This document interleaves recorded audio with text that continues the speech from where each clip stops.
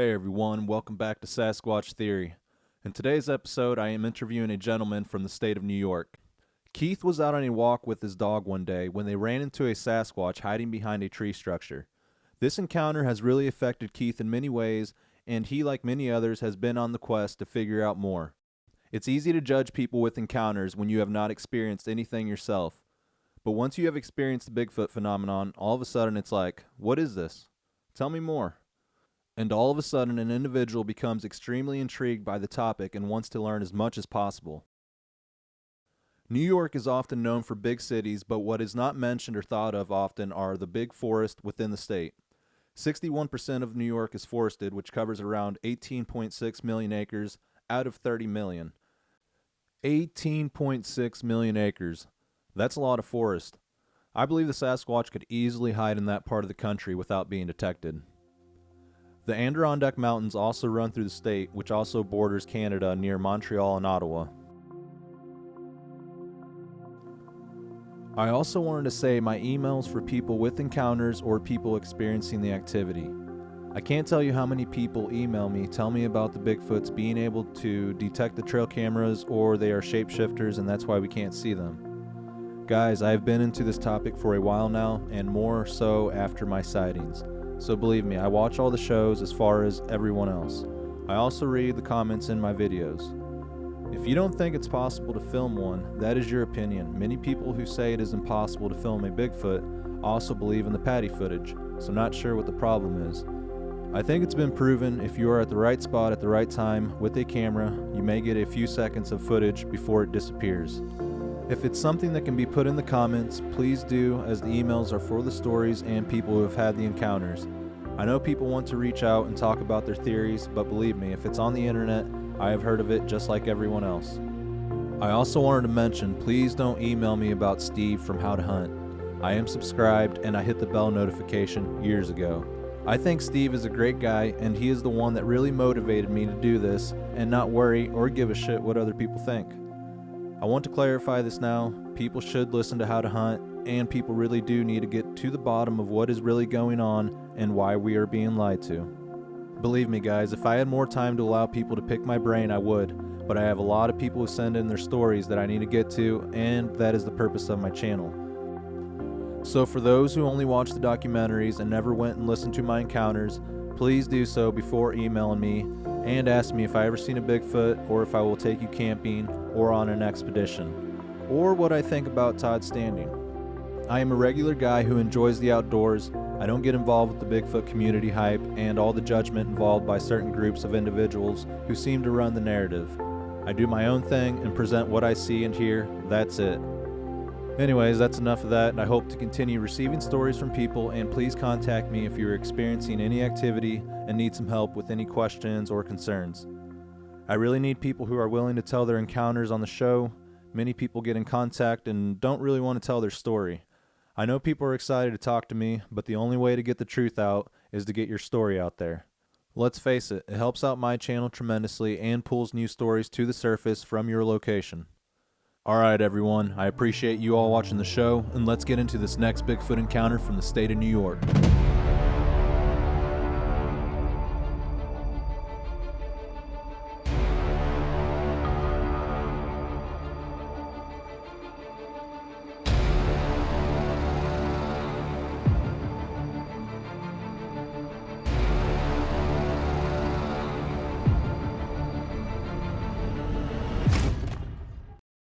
Hey man, welcome to Sasquatch Theory. I appreciate you being on the show.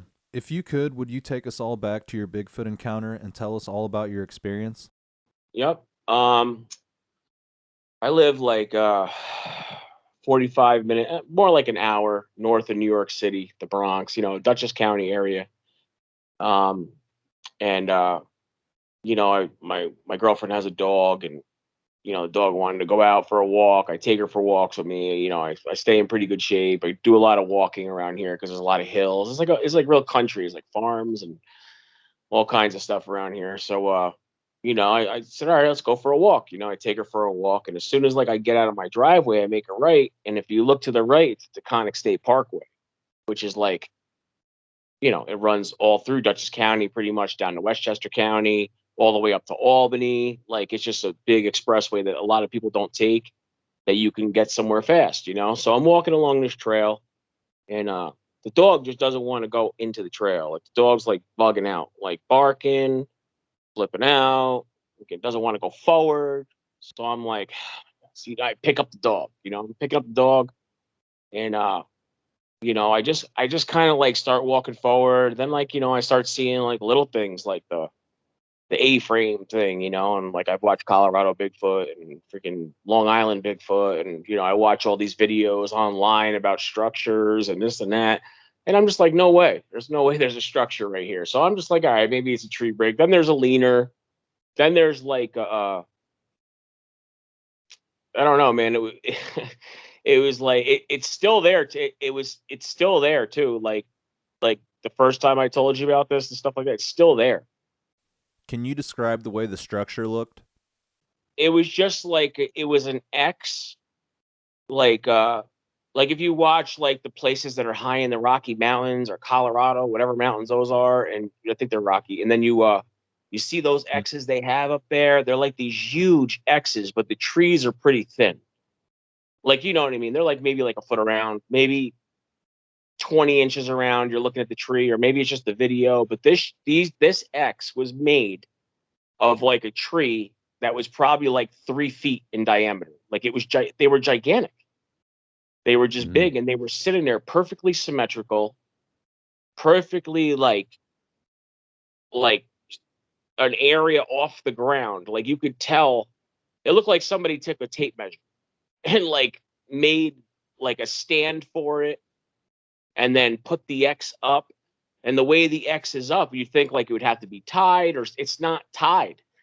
It's just like one tree was growing, it was pushed over into another tree, and then there's another tree coming up from the other way that's not even part of that area. There's no trees like that in that area. So this tree had to be brought there, you know? It's Okay. just it's insane. These trees are gigantic. So we come up to this X, and the dog at this point is flipping out, like flipping out. And I like, we're walking on the ground, and all of a sudden, like, you hear like a snap, but it's not a snap. It was obviously this thing pushing a tree over. Okay. And I don't know my boss, because I cut down trees for a living. He told me it might have been the roots that were under the ground that were snapping from this thing pushing over this giant tree. Because this tree he pushed over was way bigger than the trees that were on that X. Um, I believe it's a sugar maple tree, is what I come to find out. It is a sugar maple tree, and those trees are extremely heavy. You can cut a sugar maple tree up into little pieces, and when you carry one of those tiny little pieces, it's like 50 pounds. So this tree falls over like an idiot. I just have the dog. I turn around and start running, not even knowing what direction the tree's going.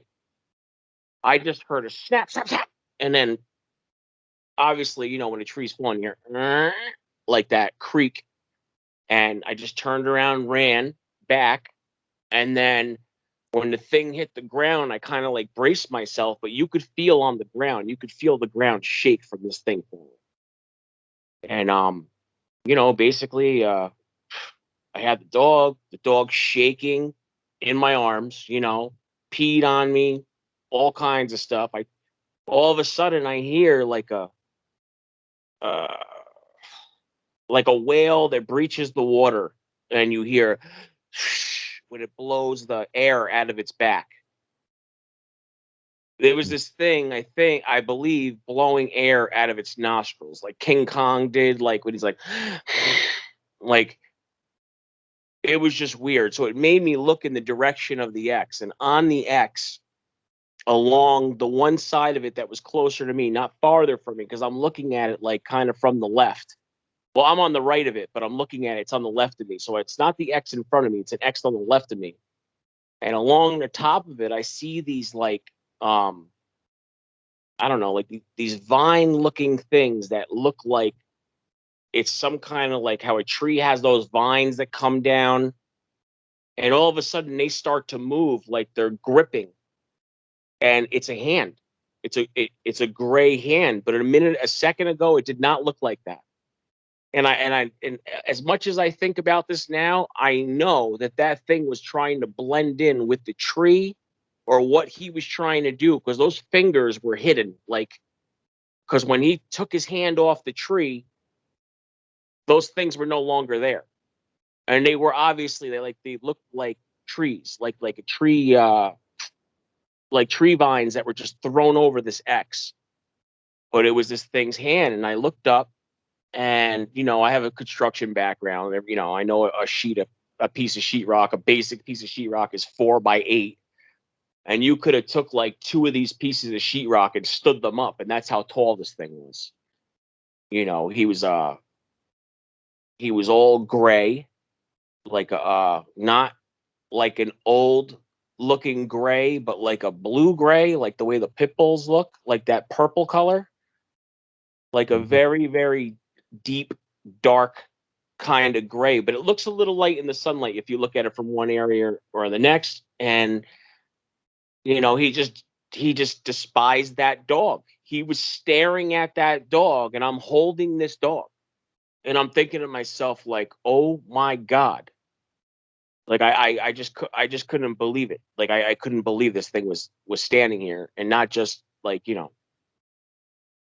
not just like a regular 8-foot one, but something that was like probably like 15 feet tall. Actually, after I called you the first time and told you about all this, and then we decided to do the interview, I went back and measured, like, measured with not a ladder, but just took a tape measure. I taped it to a stick, and I kept running the stick up the tree, and the tree went about, the tape measure was only 12 feet. It was one of those dollar store tape measures. And that was probably coming up to his chest.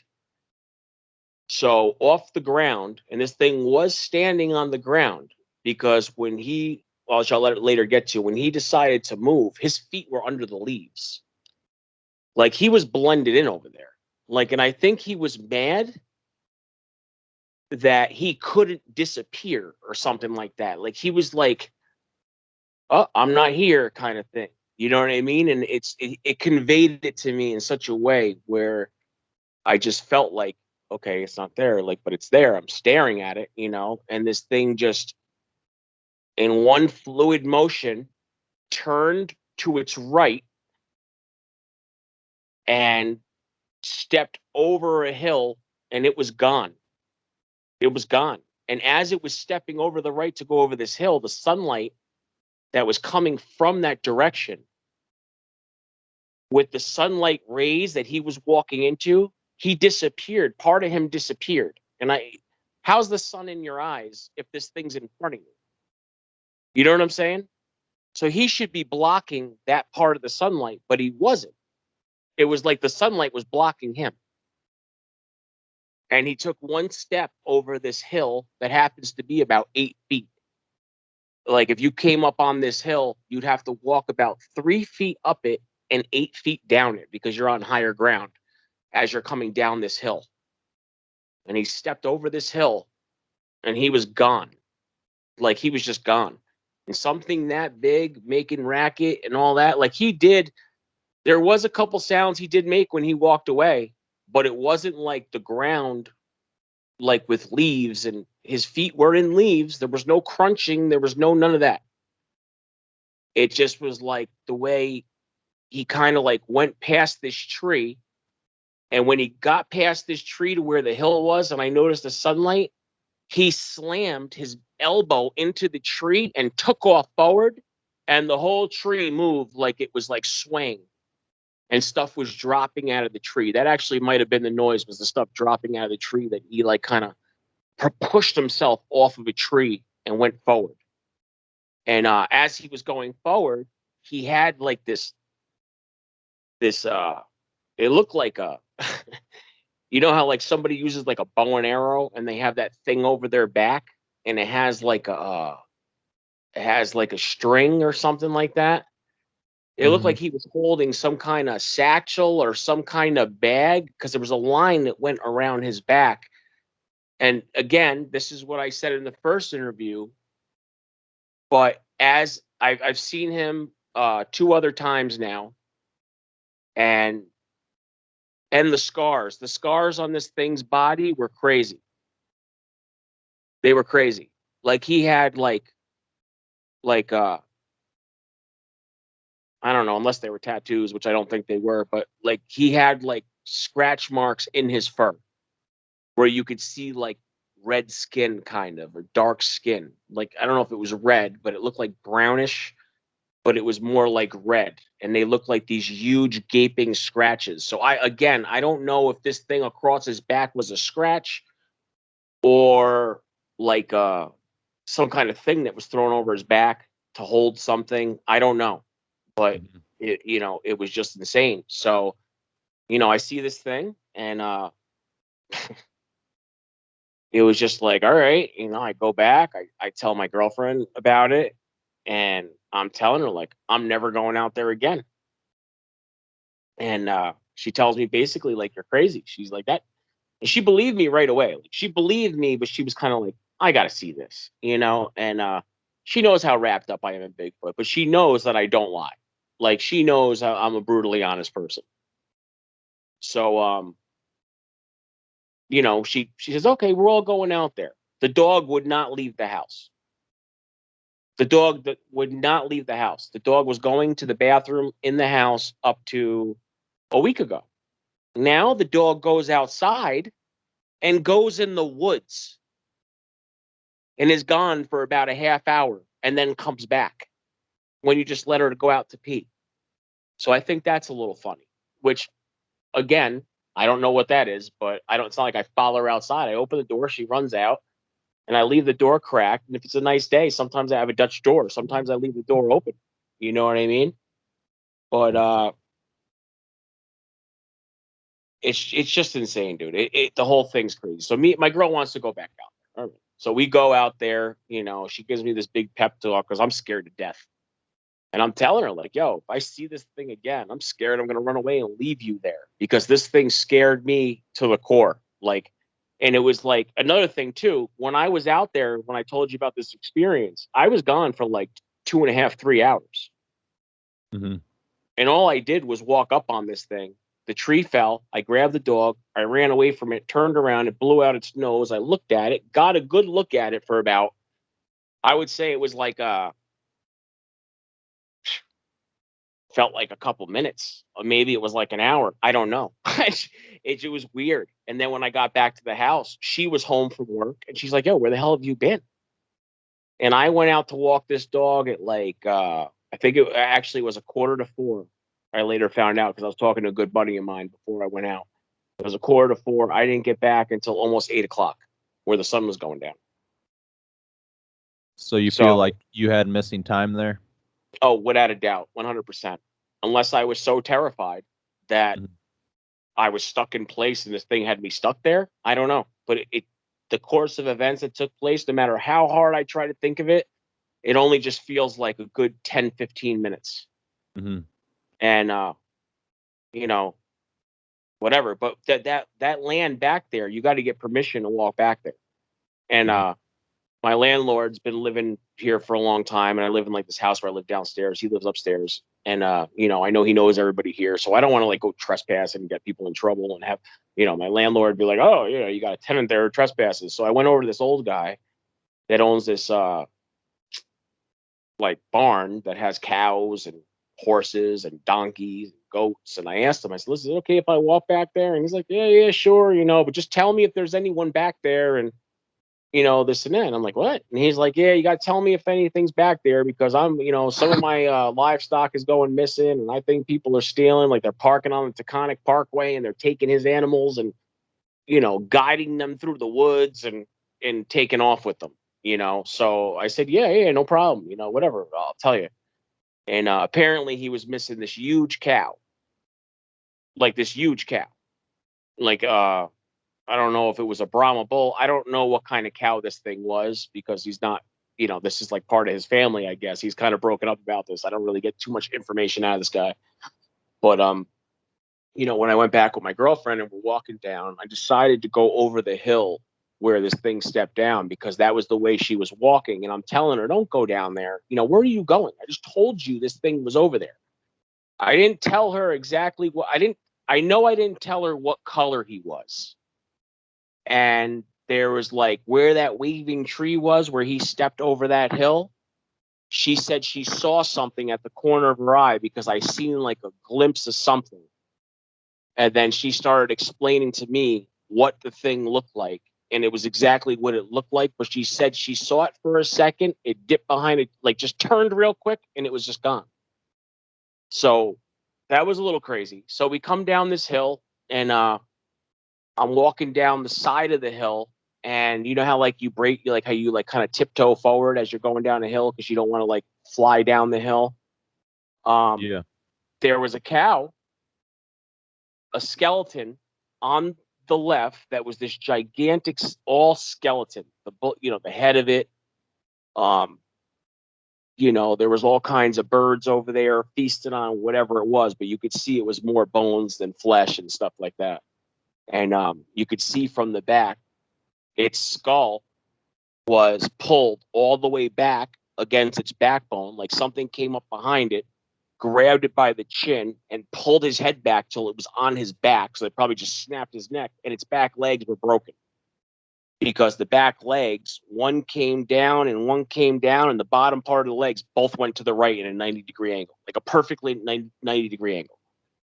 So I thought that was a little strange, and I went back and told the old man sometime later that, we found the cow, and I said, he's back there and this and that, and we talked last time, and you're like, oh, did you mention this and this and that? And at the time, I hadn't. I had told him, I found the cow, this, and that. And then you had said, go ask him and this and that. I went, and so about like a month ago, I've been working a lot, and I'm going all over the place, all over New York State, to go do trees and staying in hotels, go do this, go do that. So I come home, and I have like furlough, I have like a couple weeks off. So I said, all right, let me start walking and stuff. I'll start walking, I'll stay on the streets and stuff like that. So I just walked down my street, around another street, back up. It's like 5 miles because I'm out in the country. So this guy was outside one day with his tractor, and he's working on it and stuff. So I just walked over there to talk to him because I haven't seen him in a little while. And, we start talking or whatever else. And I don't know what made me do it, but I just said, do you believe in Bigfoot, Sasquatch, whatever? And didn't answer. He kept working on his tractor. And, I kind of like was like, all right, whatever. And then like, as I was like asking him other questions, he goes, basically, have you seen one around here? And I was like, what? Cause I was talking about something else, like just to bring up conversation. And, I was like, yeah, right, right beyond your fence in your backyard, basically, where I got to ask permission to walk, like that kind of thing, in that little wooded area back there. And we started talking about it and stuff like that. And he said that, like this place that he lives at has been sold numerous times in the past 3 years.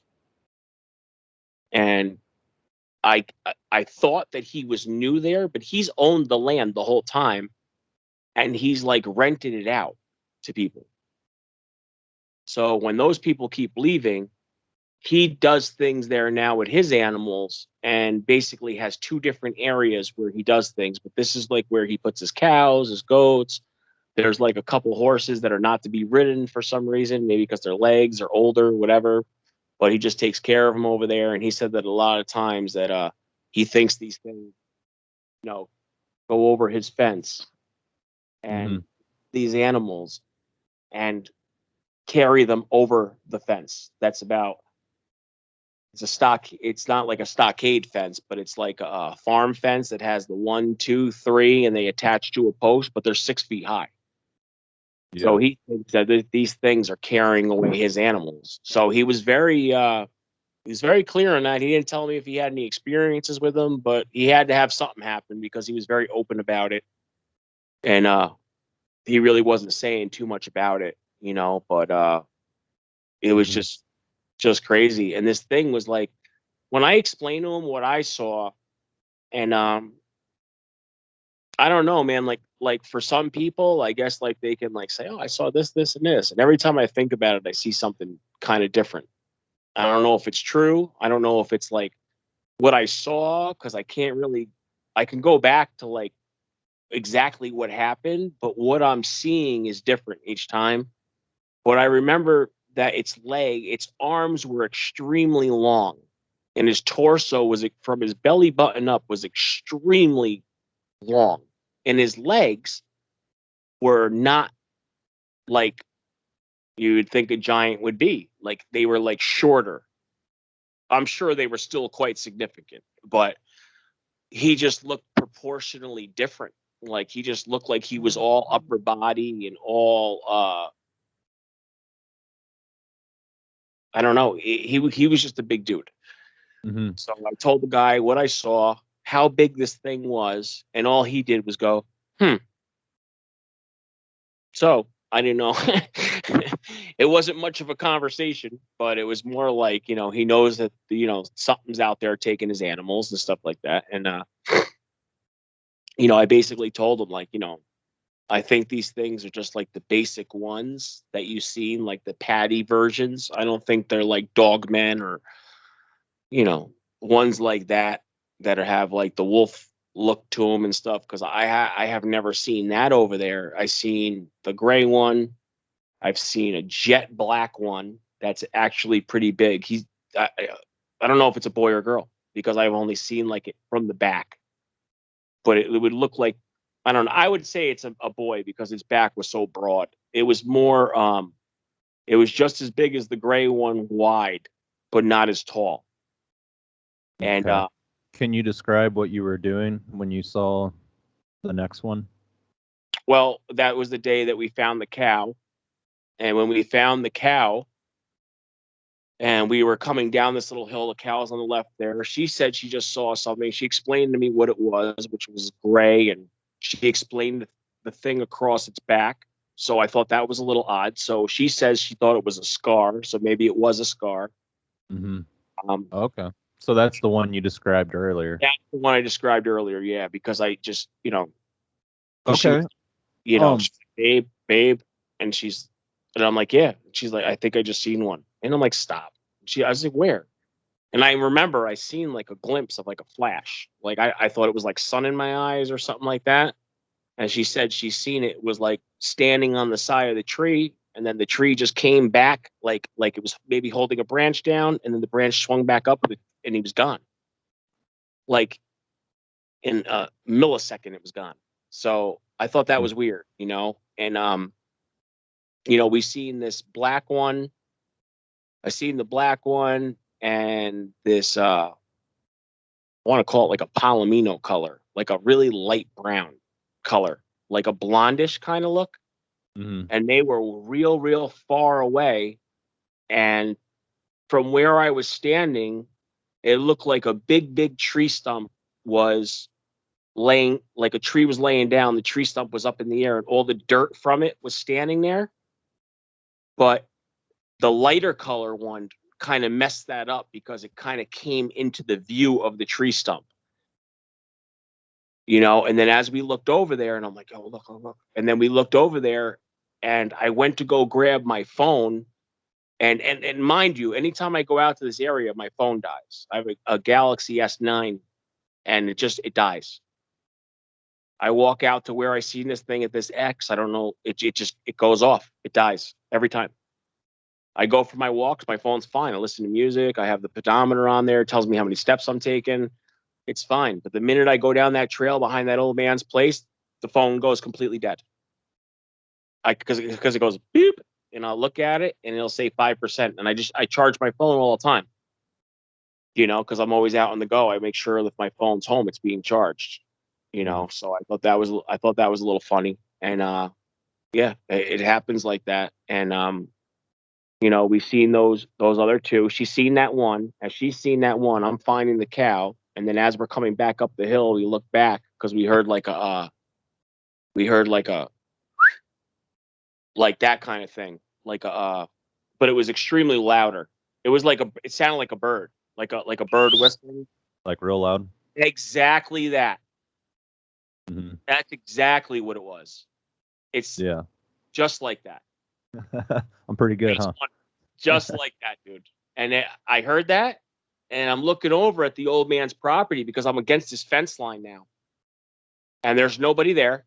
There's the bay that he usually has open that leads to the barn is closed. And I look over and I catch sight of these two things, and one was the tree stump, and then it was the blonde thing. And then when we went back, because like I told you, I gift the watermelons, and I looked back, that brown thing was not there. So, when I walked over there, it wasn't a tree laying down. There was nothing over there. So that was quite big. That was like about, I'd say probably 10 to 12 feet from where I was, like away, not away, but like it was 10 or 12 feet from this weeping willow that was hanging down, because the bottom branches of that, when I put that tape measure up there and held it up and it only went up to 12 feet, we went over there and did that too. And that was about 12 feet. So this thing was between like 11 and 12 feet. And the Palomino, the lighter color one, was more like closer to like 7.5 or 8, but just as wide. Not just as wide as the dark one, but just wide. Like it looked like it was wide. So, but I've Yeah. never seen any small ones or nothing like that. I've never seen any dog men or nothing like that. So it was just really odd. The whole thing was just really odd. And so anyway, so now I'm telling my girl, like, yo, we shouldn't gift these things, because I'm thinking that if I gift these things, and this guy's farm is right here, and I don't gift them one day, they're going to kill more animals or something, because these animals are still right out in the pasture. Like there's no way they can't take them. So I put a couple watermelons out a couple times, and then I left it alone. Work got busy. I forgot about everything. It just kind of died down. Like, me and you talked a couple times. I've been out on the road. I've been busy. Uh, my girl's a real estate agent. She went back to work. The whole thing just kind of fell off the face of the earth. And then, like, 2 weeks ago, um, I come home because I was out in New Hampshire on a job, doing trees, and I was gone for like, I don't know, like 12 days. So I come back, taking all my stuff out of my car, putting it in the my screened in porch, closing the door, and I hear wham! like that, like a loud scream into a whip. Like it sounded like a jet breaking the sound barrier. It was like a whip, like a Mhm. insane, like a baboon, like baboons do. And I know baboons do that because I've literally heard that, like in like some movie. I think it was The Predator or some shit or something like that. Sorry, but it was Mm. something like that where it was like, so now, like before I left, this dog would not go outside. The dog would go. I have all tile and stuff like that because I live in like a basement apartment. It goes to the bathroom. Okay, I clean it. No big deal. I feel bad for the dog because the dog terrified. Now, when I pull up, the dog starts barking, barking, barking. My girl's all happy to see me. She comes to the door. The dog runs right outside and jumps up on me. And I'm like, oh, look at you coming out of the house. She's like, yeah, she's been going out of the house. I said, she's been going out of the house. And she's like, yeah. I said, what do you mean she's been going out of the house? She's like, she goes out for like a half hour. I don't even know where she goes. I said, what? And this dog is like a peekapom. It's a tiny little dog. She's like, yeah, I leave the door open. The dog goes out. So she comes back safe. So I just let her go out and go run around. And I said, what if she gets hit by a car? She's like, I don't think she's going over there. I think she's going in the woods, because we have the woods that attach to another side of of the property. And the farm's like across the street, kind of like down the way a little bit. But on the left side, there's more woods. And it kind of takes off into like the forerunner trails, the four-wheeler trails over there that the kids take and stuff like that. And she stays gone for a little while and comes back. And we were kind of like bringing the stuff inside. We're joking and stuff like that. She's asking me what I want to eat, and she goes inside and she's about to close the door. I said, whoa, whoa, whoa. And she doesn't close the door. She turns around. She's like, what? And I was like, no, just don't close the door. I'm bringing stuff in. She's like, oh, okay. And then I heard that scream, like the audible on that thing was insane. Like the way that thing sounded, you could hear it for miles. And it was just so loud. The dog heard that, jumped up on the picnic table, and started howling. Like like barking, howling, like they were having a conversation or something like that. And then I'm like, "Come on, Noodle, let's go inside." And the dog took off inside. Middle of the night, she has to go to the bathroom. I open the door, she goes out, she comes right back in. Like she wouldn't go outside for the longest time over this. And then when I heard that, I said, "Oh God, this dog's never going to go outside again." And then the dog jumps up on the picnic table and starts going woo and start doing this bark howl thing. And I'm like, "Oh my God." And I was like, "Yo, did you hear that?" And she's like, "How can I not hear that? That was so loud." She's like, "I feel like I'm living like a jungle in Africa or something." What the hell was that? I said, "I have no idea, but I have an idea what that thing was." Like I was like, "Holy crap!" Like that was so loud. I heard somebody else, I forget who it was. I heard somebody explain what they sounded like one time and saying that whip thing, like the wow, like that. And it was just like that. It was absolutely insane. And you could feel like if you were around something doing that, the thing would knock you over with its voice. Like that, like with that scream. That thing would have knocked you over. You would have probably like went flying or something like that, because that's how powerful it was. Yeah, That's I've how heard it before. I've heard it. It's scary. It's yeah, it's scary. I wasn't scared because I'm about to walk in my house. I'm like right here. If I was out in the woods, I probably would have crapped the brick. You know what I mean? Because that's like out in the woods here and something like that. That's insane. Yeah, that's So, where it happened for me. I was out in the woods hunting. wow. All right, I wanted to ask you. I kind of wanted to see if you would go back and tell the story a little bit in more depth when you took the dog out to, I believe it's a state park or national forest in New York, and you took him out to Mhm. walk. Now, how's the dog reacting at this point? Is it like vibrating and shaking once you walk up on the X structure?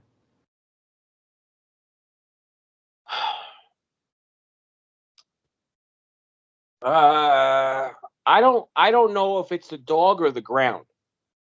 You know what I mean? Like, come to think of it now, I don't know if it's the dog or the ground. Because like the way the tree was pushed over, you Hmm. know what I'm saying? The way that whole thing happened, and I think that it might have been like limbs breaking under the ground, but the dog vibrating would be like just the dog shaking like uncontrollably, like how someone does when you pull them out of cold water. Yeah, that's You what I mean. Was the dog not wanting to approach the structure area? Not even wanting to go anywhere near it. Like when I say like when you don't have to pull this dog on a leash. I don't even put her on a leash. Hmm. You know what I mean? But the simple fact that she would not go into that trail, I was like, what's wrong with you? Like this dog goes everywhere. This dog gets muddy, gross, and she's like a real light brown color, and she wouldn't go anywhere near that. So I'm like, Hmm. come on, pick her up. I'm like, come on, we're gonna go for a walk, whatever. I'm trying to set her back down, and you start hearing the snapping and everything else, and the dog's like, like kind of like buzzing in my arms. You know what I mean? And I turn around, I run, not knowing where it's going, and then when it lands, I stop, and all this dust comes up and everything else, and then you hear that, like that, like someone being annoyed, like Like a whale? no, like if somebody like those people go like that. I hate that when people do that. Like if I'm saying something to somebody and they go, that's like warrant to like punch somebody in the face, because that's like the Mm. most annoyingest sound to me. Like when someone goes like that, that's what it did, but it was doing it, I think, out of its nose. Like Mhm. it was like that kind of thing, but it sounded completely different. Like the Okay. lung capacity on these things has got to be huge. It's got to be huge, because I don't think that you're a human being can make that sound that loud. Even Right. the calls and all that stuff. There's just no way. There's no way, because you could hear one of those things for miles. Like, how long could you hear us for? You know what I mean?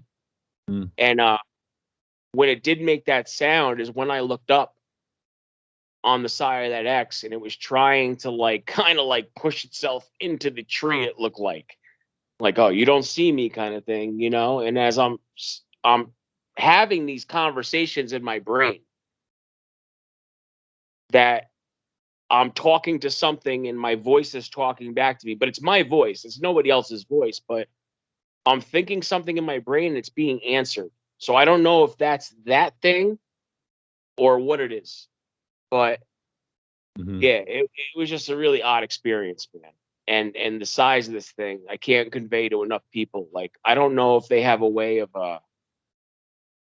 making themselves bigger or making themselves smaller, or I don't know. Because it just seems like, how does something that big live off of a little area of woods off Taconic State Parkway? No one's ever seen that thing. Like, this Right. thing is the size of a tree. Like, it's gigantic, man. Like, Hmm. like I see sometimes, like, people put videos on, you can kind of see those blob squatches that, or you look at like a bush and it has like all these different little weird faces in it and stuff like that. This was nothing like that. This was like a physical creature, like a physical thing. Like this, Okay. there was no mistaking what it was. You So know, now you realize the creature's there. What are your thoughts and emotions at this point? How are you reacting to I what thought you're I was gonna. seeing?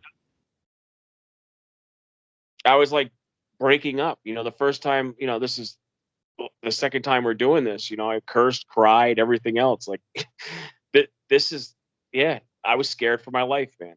Like, I Hmm. really thought if this thing wanted to, it could get to me within 2 seconds because I was only from I don't know, 8 or 9 feet away, Yeah. maybe, if And that. can you describe to the viewers, if you want to, how Yeah. this affected you in your life?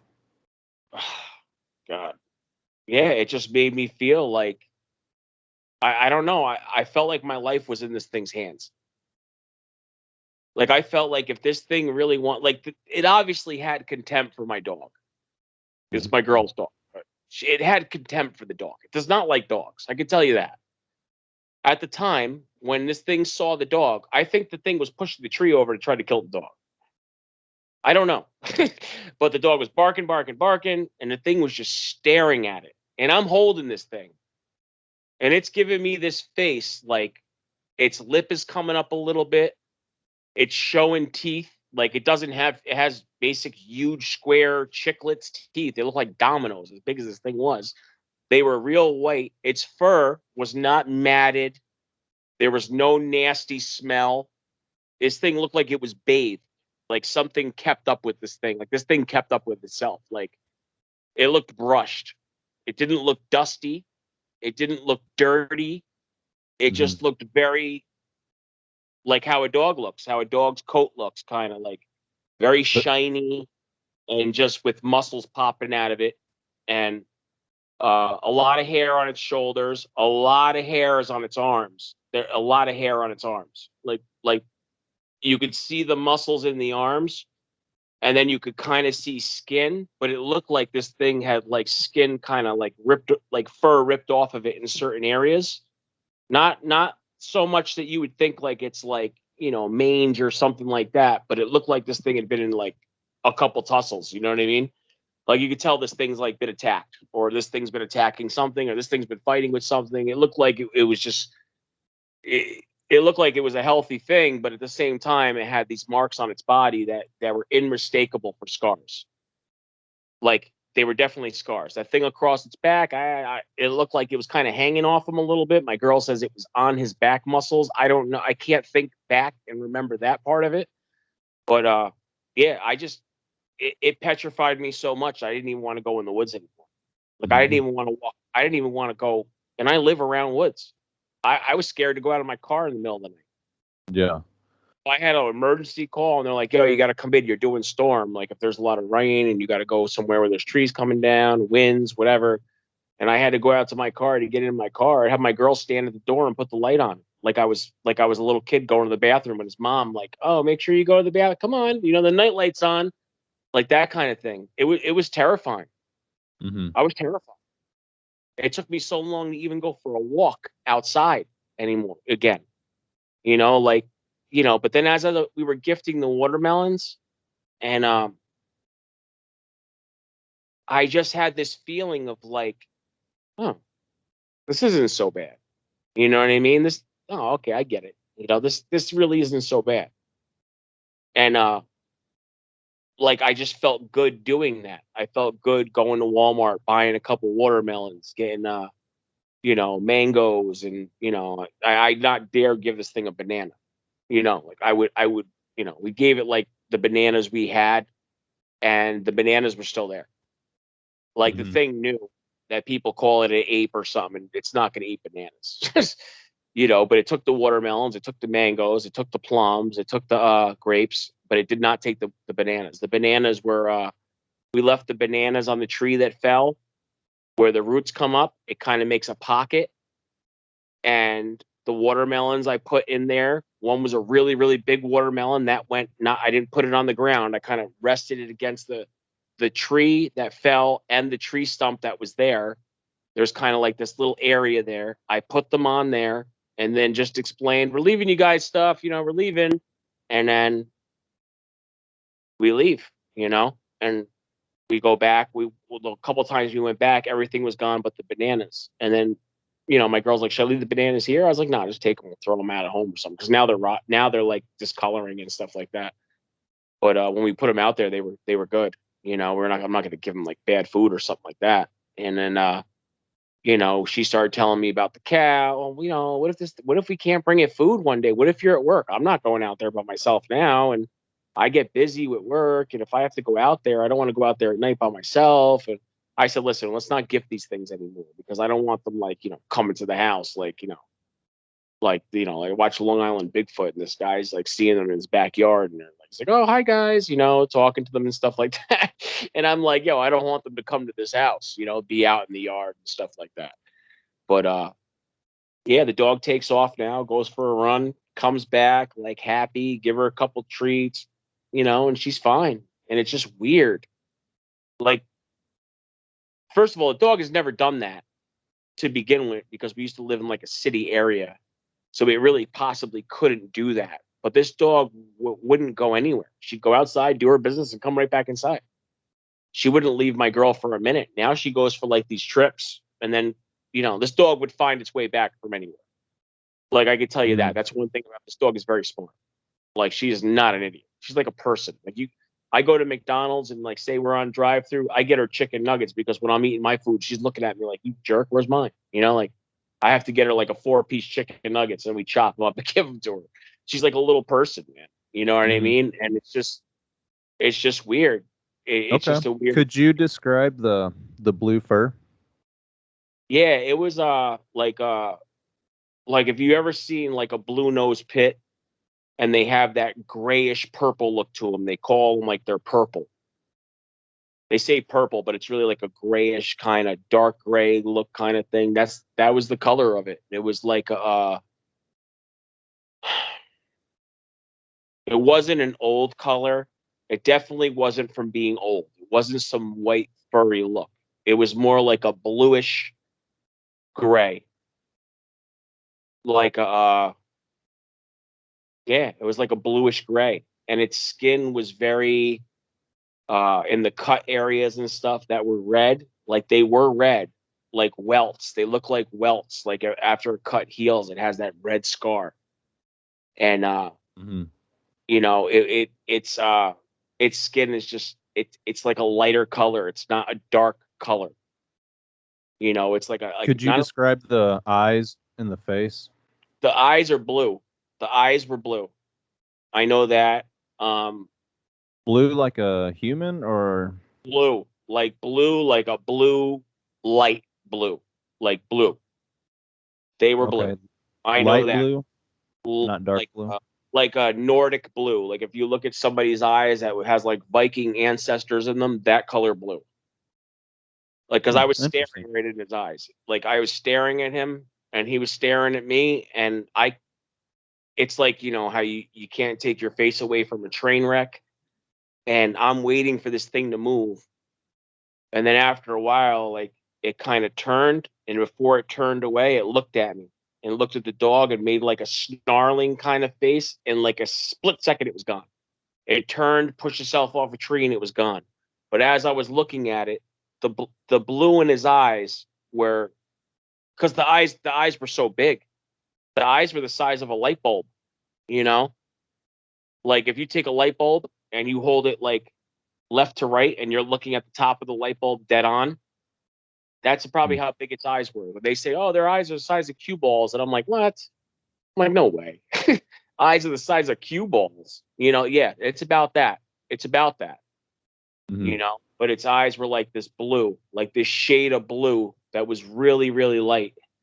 And like I said, the one time we saw these orbs, and there was this big, big, bright blue orb, like I don't know, the size of like a Okay. I know you keep referring to like to our first interview, yeah, yeah, but if you could just tell it like you never told me before, because no, they don't know anything about it. Like I may know, but they right. don't. Um, Yeah. okay, So take yeah, us through the encounter with the orbs, man. yeah. That was one night I was outside, and my driveway comes around back. It also goes up front, and we park in the back driveway because we live behind the house. And there's a big pond and a big field, and there's a dirt road that comes up behind. And from over there, I seen like a blue light. So I thought it was one of these kids with one of their Honda Civics with this blue light, but it came over the water. The light came from the back road through the trees, which is probably over the trees because the trees are only 6 feet high, came down to the water like it was going like in a vertical motion, came down to the water, and then zipped over the trees and it was gone. And it was like, for some reason, I just felt like it was this thing because the color of the eyes. Mm-hmm. Like a lot of people say, like, oh, their eyes glow red, their eyes glow this. And I've seen it. I've seen it on videos that their eyes, yes, they do glow red. Like I've seen that on Colorado Bigfoot. Like you'd be doing something or Long Island Bigfoot and you'd see like the red glow of the eyes real quick. It just the red glow. But this thing didn't have a red glow, it had a blue glow. Like its eyes glue when Mm-hmm. I looked at that thing. Like they were so blue. I don't know if they were so blue that they glue or they were just blue. But it looked like they like flashed when it made like a snarl face. So that blue that I seen at that time was the color of this orb. But this orb was not some little 4-inch circle that you see when you see an orb. It was a big orb. It was like a volleyball size orb. And Yeah. like a Tony Stark kind of thing, like that blue, like Mm. that Do you thing. think the Yes, big? Do you think the Bigfoots are made of energy? I think I yeah, I think it has to do something with like a lot of people say it's paranormal. I just think that they have a way to do things that we don't, that maybe we used to be able to and we can't do it anymore because that's what I hear a lot. But they have a way of appearing and disappearing in seconds. They have a way of leaving tracks and not leaving tracks. And apparently they can turn themselves into orbs. They can turn themselves into orbs. And I've went on numerous YouTube videos that people talk about this. That there's balls of energy, and all of a sudden there'll be one there, and there'll be a ball of energy. And I just think that that's odd. I don't think it's a spaceship. I don't think it's aliens. I don't think it's like little things in these little lights that like are controlling it, and you see them in there to fly around. I think it's these things turn themselves into some kind of energy in order to get around. So I don't know. I don't know. I don't know like what I don't know what it is, but when that thing took off that I told you about and it walked towards the sunlight went through it. Like that thing was so big walking away from me. And that's the first thing I noticed when it was walking away because I was so relieved that it was going away from me and I was going to live. And So instead of it being a physical creature, do you feel more that it was? I wouldn't say paranormal, but I don't know, just something we don't understand. yeah, I think it is physical. And I also think that it has a way to be like, what is it, metaphysical? Like how it can like turn itself into um like energy, like it has a better grasp of, you know, Okay.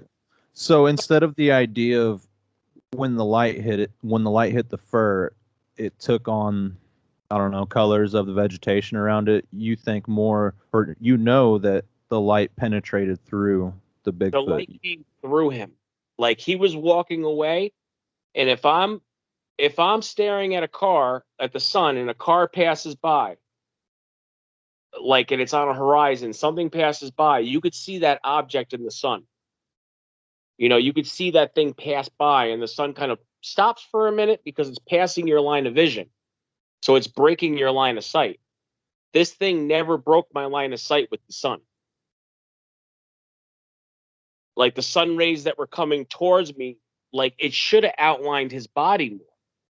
It should have showed his fur was was like, maybe you'd see more of his fur, but instead the sun came right through him, and you seen like sunlight, and then you seen his back legs, and then you seen his arm, and then you seen him push against a tree, and then he came out of the sunlight a little bit, so you saw him again, and then he just gone. So the And tree was moving, and you could actually hear.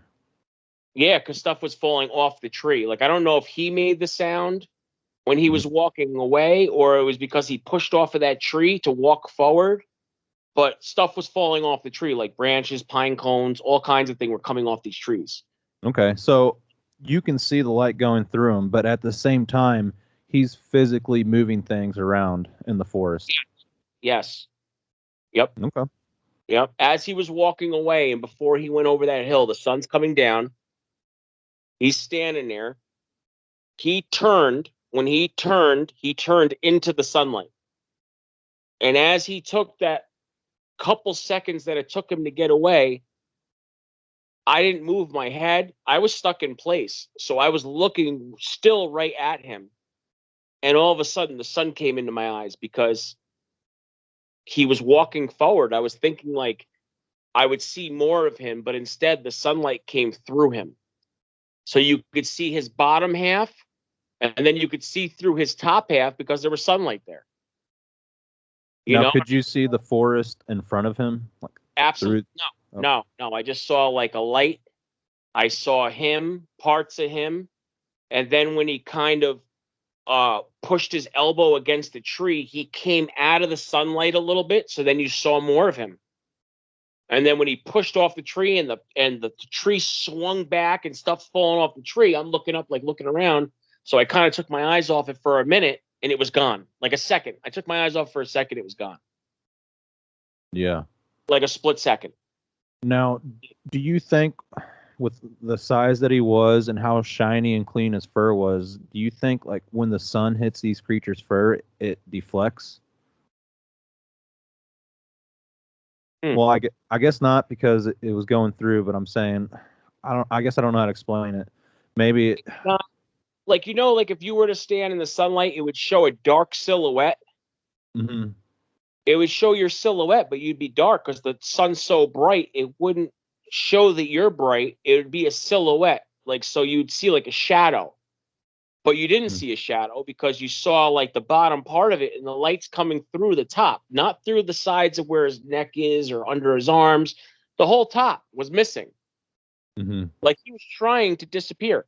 Like something I don't know. It was just really weird because even in that tree structure that I saw when it moved its hand, like when I first looked up, that's another thing I left out. When I first looked up, I when I first came down that trail and I looked up before this tree came down, I saw a gray beach ball.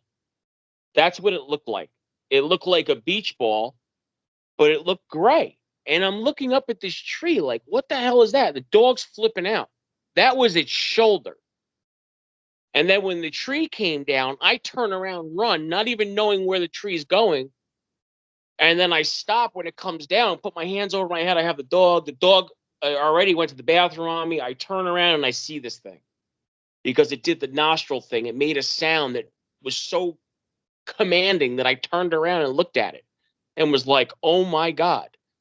Because the way I looked at it when I came down this trail, it looked like a gray beach ball was up in the tree. And I'm like, what is that? And I'm looking at it, and then the tree starts to fall. I turn around, I start to run back, And then when I look back again and it makes that sound, it's turning away from the tree.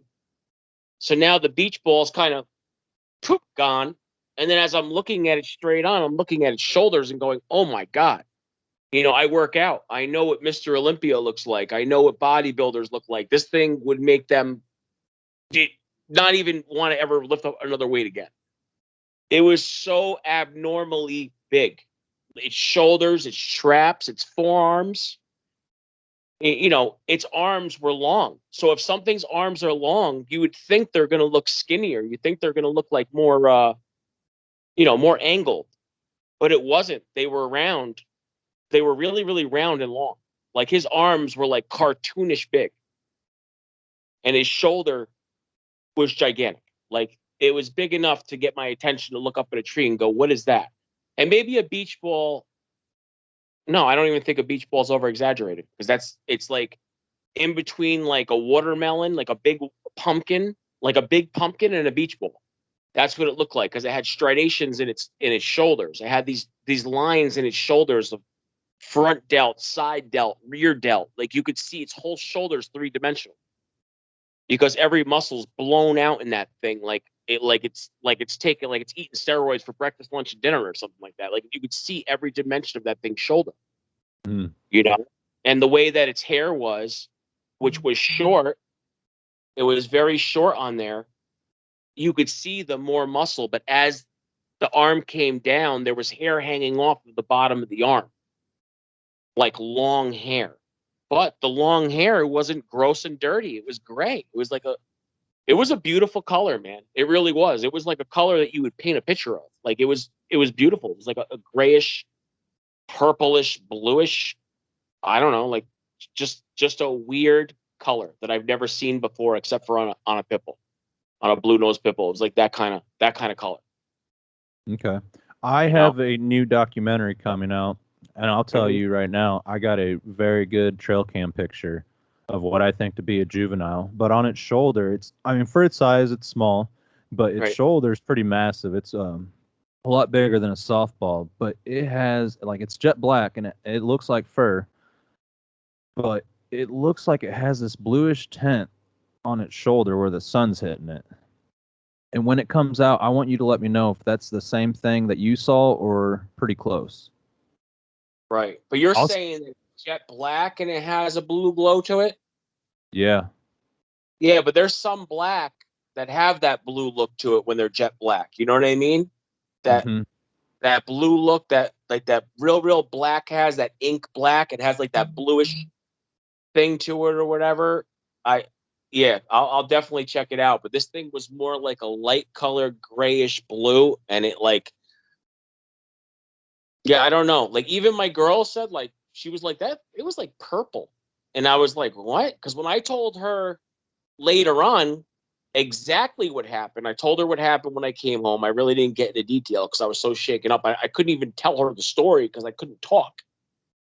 And she's dragging it out of me. And I don't want to, I'm not really saying anything. And then as I'm talking to her about it, and she's like, why wouldn't you tell me that? And I was like, because now I'm glad I didn't tell you because you just saw it and you told me the color of it. And she explained it better. It was like, she's the one that was like, it was like that pit bull purple color. And I was like, yeah, that's exactly the color it was, like that grayish brindle kind of look that looks like it has that purple to it. You know what I mean? Like that kind of thing. But when it turned around, its back, it wasn't wide like its shoulder was. It wasn't like a wide, muscular back. It was a thick back down to a V, of course, but it wasn't some dramatic lat size or its shoulders, like whatever it's doing out there, it's using its arms. Like it's got to be using its arms. You're pushing over trees and you're doing this and you're doing that. You're building things. You're picking things up. You're using your arms, And I think that's their arms are just so. It's this thing's arms were cartoonish big. Mm-hmm. Like it looked like like this thing just like worked out every day, every minute of its life. Like just huge.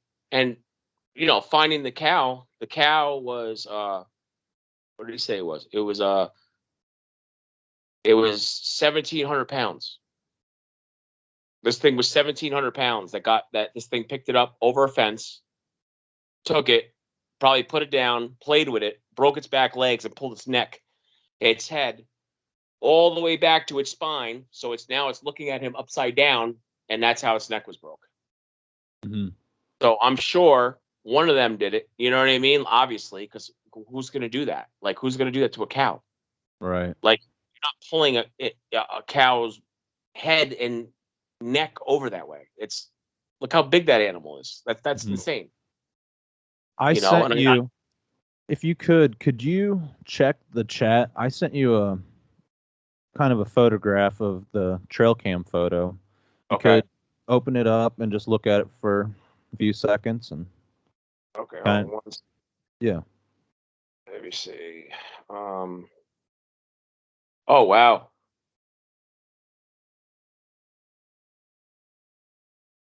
what is that now? That's its back. I think it's a side profile of it. That's kind Yeah, of a it I, is I, forward. I, I cropped it out. You'll see the full photo in comparison with the trees, deer, squirrels, raccoons, and turkey and all that. But it's just strange.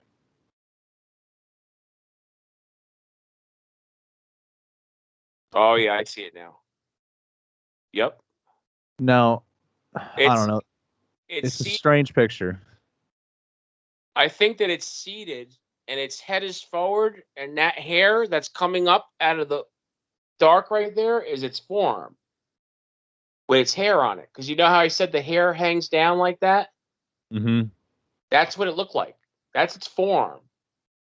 I could Yeah. totally see this thing. That's its forearm. It's looking at something in its hand. It's looking down, and that hair that's on the left side, the lower left side, that's its forearm hair. Because their upper arms really don't have a lot of hair, but from their forearms, they have a lot of hair for some. I've seen that in this one that's around here. Mm-hmm. It has some long hair off its forearms, like how the Ultimate Warrior from wrestling used to wear those tassels on its wristband or whatever, and it come down his forearms. That's what these things look like with hair. So I think that's what it might. That's what I think it might be. Yeah. That Yeah, I looks. agree. Yeah, it's pretty insane. And you're out in the woods with this thing. Yeah. Oh my god, that's insane. And what's down the trail there behind it? I'm not sure. I never really looked If you behind look it too much. past it, there's like a figure standing back there. It looks like. Yeah, I do see like a black mass back there. Yeah, there's Uh, some kind of like brownish black mass right there in the middle of the trail where that little tree comes up on the left side of it if you're looking at it. And there's another one on the left of that. There's like a couple things back there, it looks like. yeah, I'm gonna do a full breakdown on this next documentary. Wow, that's crazy. Yeah. Okay. Oof. Well, if you would, could you explain the mind speak? Kind of, you mentioned that you had these thoughts in your head, or it was your own voice, but you don't know. Well, the thing was when we went out there to gift the watermelons, and the first time we only did it, we only gave them food like three times. And the first time we went out there, we were leaving stuff there, and my girl's like, "What's with the X's?" You know, and I'm sitting there going, "What are you asking me for? I don't know. They put X's up." And then all of a sudden, myself told myself in my mind that that's like the alpha, like that's as big as the X is, you know how big he is, or his name begins with an X because I saw XALLE, like Zale or something like that. It's wind up saying. But then, like, there's like this guy that I told you to go on Bigfoot Odyssey or whatever it was that says that their name is the Janu, and that begins with an X, and that's why they have X's everywhere. I don't know, but Hmm. I I had this thing in my mind that I was taught, and I wasn't thinking about it. I was thinking, how am I supposed to know? And all of a sudden, that thought came into my head, but it wasn't me. It was me saying it to me, and I kind of was like taken back for a minute, like, wait, what? And I had to remember what I said to myself because I was like, where did that come from? Which I thought was a little odd. I think the whole mind speak thing, like some people say when they have mind speak, they hear somebody talking to them, but I heard my voice talking to me.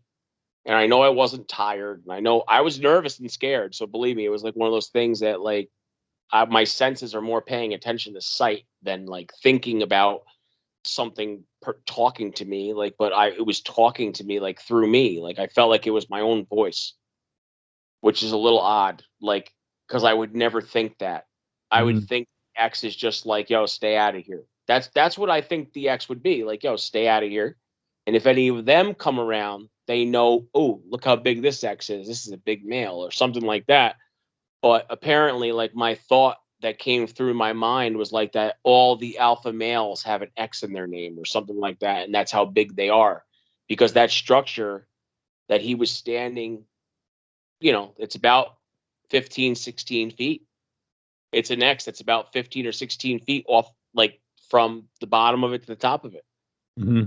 and where the X was and where he had his hands, his head and his shoulder were right there at the top of that X. Yeah. So, I want, and that was really big. That was about 15, 16 feet. man, that's extremely tall. I Yeah. want to, I want to ask you a really stupid question. All right.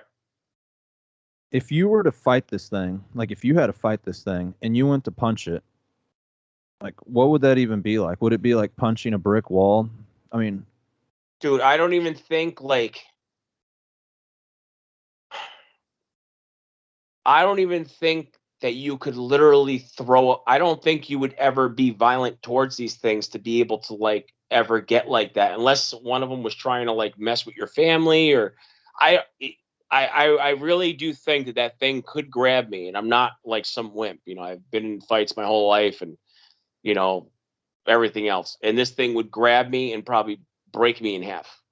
Like I yeah. mean grab me from around my waist with its hand, pick me up, bring me to it and just take his other hand and take my legs, and just break my back. Hmm. Like this thing was that big. And the size of this thing, like I'm probably I would say like I'm 5'9", 5'10", Hmm. or whatever. And this thing was like at 11 to 11 to 10 to 11 feet taller than me. And that's ridiculous. Like that is ridiculous. Like I know it was a male because I seen its chest. I didn't see any genitals or nothing because the way it was standing, it kind of like moved away from me fast, so I didn't get to see any of that. But it definitely had a chest on it, like a power lifter build, like a dramatic power lifter build. Like if somebody drew some Japanese cartoon bodybuilder like the anime thing and they're all jacked up like the old Street Fighter cartoons. Like this thing was ginormous. Like and the muscles were so exaggerated through fur. Like through fur. Like this thing was furry. So you're thinking if something's furry, how is a muscle that big and round through fur? Like, these guys that compete shave hair off their bodies and do this to accentuate the size of the muscle and you could see the cut. This thing looked ripped and big, and it was hairy, Yeah. and it was Sounds just like they're very well qualified for this world nowadays. Sounds like yeah, they were created to kill mammoths and stuff like that. I mean, literally, that's the yeah, size that they need to be to grab an elephant and just break its neck. yeah, yeah. Like the things that these things do, like uh, I don't know how. Listen, I cut down trees for a living. You're Mhm. not pushing over a sugar maple tree. It's just not going to happen. You could get Yeah. in an excavator like a 330C, and you could or whatever that is. You could take the bucket and you could put it against this tree. You're not pushing that tree down. Like Now, if I you jobs that we have machines, they're not pushing the trees down. You got to cut it. You got to put the kerf in the front of it, take the wood out, and then they could push it over. Mhm. And you're talking about hydraulics. You're talking about a machine. Right. And this thing's pushing over a tree like it's broom, and it's not rotted. This tree was not rotted. There, it was not. This thing hit the ground so hard, I felt like it was like a trampoline. Like I feel like I came off the ground a little bit. Like that was the sound, and I don't know if it was me like doing one of those little, oh my god, jumps to the side as I was running. I don't know, but when that thing hit the ground, you knew how heavy it was. Like you knew how heavy it was. So how are these things pushing over trees? The roots that are in this thing were snapping under my feet in the ground. The ground going snap, snap, snap, snap, and you feel it when a tree comes down, and it's coming down from being ripped out by a storm or whatever else. You're going to feel the whole ground moving underneath you because those roots from that tree go everywhere. And all of a sudden, those are breaking from the sheer force of something pushing against the tree. That's insane. Mm-hmm. And that's something pushing over a tree. I think that's absolutely insane, and that's got to be big. Yeah. You know, like I know I have a firm belief that the ones in the higher elevations are the biggest. I think the ones that are in Colorado and this and that. I don't know if they're Bigfoot. I don't know if they're others. I don't know what they are, but I've seen things in videos that were 20 to 25 feet shaped as a tree, and the tree's really dark, and you can actually see its whole silhouette. And you're looking at it going, no, because you could put it on 188 or 180p or whatever it is on your phone. Mm-hmm. And when you're watching that, you'll see more stuff as you put it on that. You'll see because the spectrum of light is different, like the 1080p or whatever, and you'll see more stuff. And sometimes I would put it on that and watch like that Colorado Bigfoot or Long Island Bigfoot, and there's a lot of things in those trees that are shaped like trees or whatever. That's what this thing was trying to do. I think somehow the dog barking at this thing and him standing next to this structure, I think he was trying to disappear. I think he was like, all right, I'll be out of here in a second. And when it didn't work, I think he was like, oh my God. Like he actually looked pissed off that I seen him. Mm-hmm. Like Why do you think it didn't work? I maybe it had to do something with the dog. Maybe the dog made him annoyed and made him concentrate on something else. I don't know. Like Do you think I have, maybe if we were talking, I don't know, about the weird stuff, do you think maybe he didn't have enough energy to take that form at that exact second? I mean, is it possible? I kind of feel like his energy, yes, because his energy was being averted elsewhere. Mm-hmm. Now, is there any major water sources next to there or big power lines? Oh yeah, the power lines run all through there. The power lines that run all the way up to Albany from in Dutchess County, the power lines run all the way to Albany because if you take a four-wheeler and you go on the power lines, you can get all the way to Albany if you have enough gas. Mm-hmm. How Power line, close was he hanging out to that power line? Like very this close. incident? Very I'd close. say like Okay. a half mile. I live a half mile away from where the power lines come down into Pleasant Valley, so I would say like yeah, around there. Yeah, there's yeah, The power lines first, through there. now, when he took off in that direction, he turned and he disappeared. If you put a straight line in the direction that he was going, does that go to the deeper forest, the big waterway, the power line strip? Can you describe that? Well, okay, the Taconic comes up. When the Taconic comes up, it's crossing over like LaGrange area would be the power lines because it goes up the hill off the Taconic and you could look off to the side. So if any direction it went turning around, it would be heading in that direction. So the If deeper forest? the south, yeah, the deeper forest. Yep. Okay. So it's Oh, like south on the parkway. So no matter what he does, even if he goes straight, even if he makes a left and goes out this way a little, because he can't cut through the farm, obviously, if he doesn't want to be seen, he'd have to stay in that strip of woods to get to those power lines, and then he could take those power lines wherever he wanted to, because there's nothing on those power lines. yeah. Now, So in the terrain, was that a ridge top or were you on the bottoms?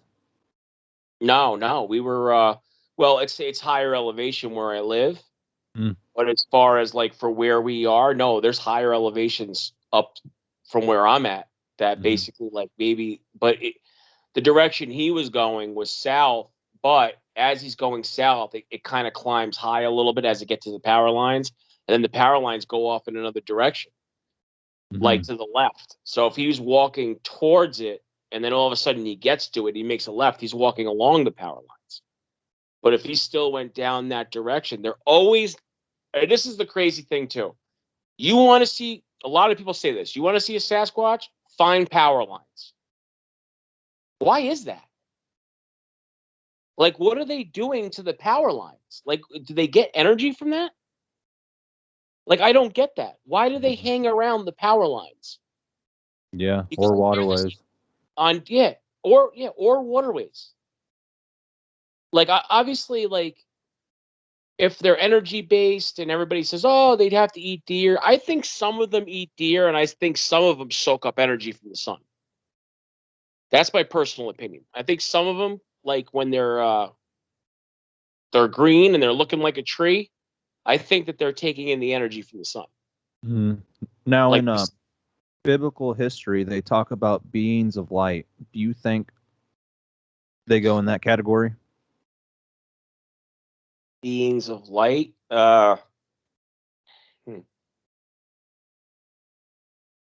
I don't know. I kind of thought about it and Yeah, a was. little bit, little bit. I never really thought about it before, but yeah, obviously they're made of energy. Obviously, they can manipulate energy. Mhm. They can manipulate energy because my phone goes dead. They turn off trail cameras, get all weird when you put them near it or whatever. I think there are certain ones that have more power. I think there's certain ones that have more power than other ones. I think there's tribal ones that all live together, and I think there's family ones that just live with their own family. Mhm. And I also think there's other things in the woods that helps them. And I don't know why I think that, but it's got to be the only conclusion because all these things that people see in the woods and everything else, and they're like, oh, there's this, there's this, there's that, and there's been plenty of times that a Bigfoot researcher has said that there's like these little people, there's these little, they call them the others or whatever it is out there, and whatever, and somehow they make tree structures and they can use like some kind of Mhm. magic or something to grab the tree structure and they can Well, kind of blend in like yeah. Well, crazy rather stuff. than rather than the cloaking theory, Hmm. do you think that maybe you were witnessing a portal or a vortex? Like he was literally walking into it, or it was getting ready to open, and you were kind of seeing our physical world and that other side at the same time? No, no, because like the parts that the sunlight was coming through, you could see like the trees in front of him. Like I know what you mean. I know what you Mhm. mean. Because as he was walking forward, if he would have went through that portal, he wouldn't have touched that tree. You know what I mean? Yeah. He would have had to like walk through it, Yeah. and So he you're not saying they're ghosts or going through portals and in and out. You're saying that they're physical, but they're just doing strange things that we don't understand. yes, yes, yes. I think they go through portals. I think there is a portal. Okay. I think they're dimensional beings, but they're Hmm. beings nonetheless. I think they're physical. I think they're there, and I think they're energy, and they're gone when they want to be. I don't know how that works. And then a buddy of mine that used to live on this Indian reservation had told me that their vibration is higher than ours. So if you take a picture of a Sasquatch and it's like a blob squatch, it's because they're vibrating. They vibrate at a higher thing than us. That's why our phones pick them up. That's why, like, the pixels with the phones and everything else, and you can see them. But this thing was not vibrating. He wasn't, no, you seen him straight on like you would see a normal person. And he looked really annoyed by that. He looked really annoyed that I seen him. He looked like, damn, this fucking, sorry. This guy, here he comes down. And now this guy sees me. I gotta Hmm. go. That kind of thing. And then when he was walking away and the sunlight was coming, and usually like I'm like, wow, like this thing's about to step in front of the sun. And that's what I'm thinking, because the sun is bright because it's sundown. It's like 6, 7 something, like what, 8, almost 8 when this thing's walking off, and the sun is about to go down, so it's very, very bright. And all of a sudden, this thing's walking, he's supposed to block out that part of the sun because the canopy of the trees are right there and everything, but instead the sunlight came through. and you seen his bottom half, and then you seen him kind of turn out of the sunlight. And as he turned out of the sunlight, part of him reappeared and part of him didn't. And he pushed off this tree. That was it. Gone. Like he pushed off it with his elbow, like slammed his elbow into it and was off. Like he propelled himself forward. And I just think it's ridiculous because that tree too was alone, probably about 55 feet in the air, 3 feet around, pine tree, a lot of branches like a ladder, all kinds of stuff were falling off that tree when he hit it. And I just think it's like, yeah, I don't know. It's insane. Just to think about how big these things are and what they could do is absolutely insane. Yeah. You know? And you experienced some missing time there. Can you briefly describe that? Yeah, about going and taking the dog for a walk. I would say it was probably like 4-ish. I would say 3:45, 3:45, something like that. And then coming home at sundown, which is 7 something. Like, yeah, that's quite some time, for this whole thing to happen and make it feel like it's minutes. And it turns into hours is insane. And like, even from the time when he pushed the tree down and I heard the traffic from the Taconic and stuff and cars were flying and stuff like that, they're not doing that at 7:30, 8 o'clock at night. The Taconic's pretty dark. The more north you go up it, like there's not a lot of traffic. And yeah, you heard cars, you heard all kinds of things, and this thing was just there, and then it wasn't. Yeah. But the time that he was standing there and seeing that beach ball shoulder, and then pushing the tree down, and then him blowing out the air and staring at the dog, and as he was staring at me and I'm staring at him, and I realize he's staring at this dog with contempt, and I'm holding the dog, I'm thinking, oh my God, if this thing wants to get this dog, I'm done. Like when I tell my Bigfoot took your dog and crushed it or something, like what would I say to her? You know what I mean? Like, I don't even know what I would say, but maybe that amount of time, it was longer than it was because maybe he was trying to like say like I don't see him or something. Like I don't know, because that's what I felt like he was doing, and it wasn't mind speak. I just felt it. I felt like he was like, this guy doesn't see me. Like he was standing so still,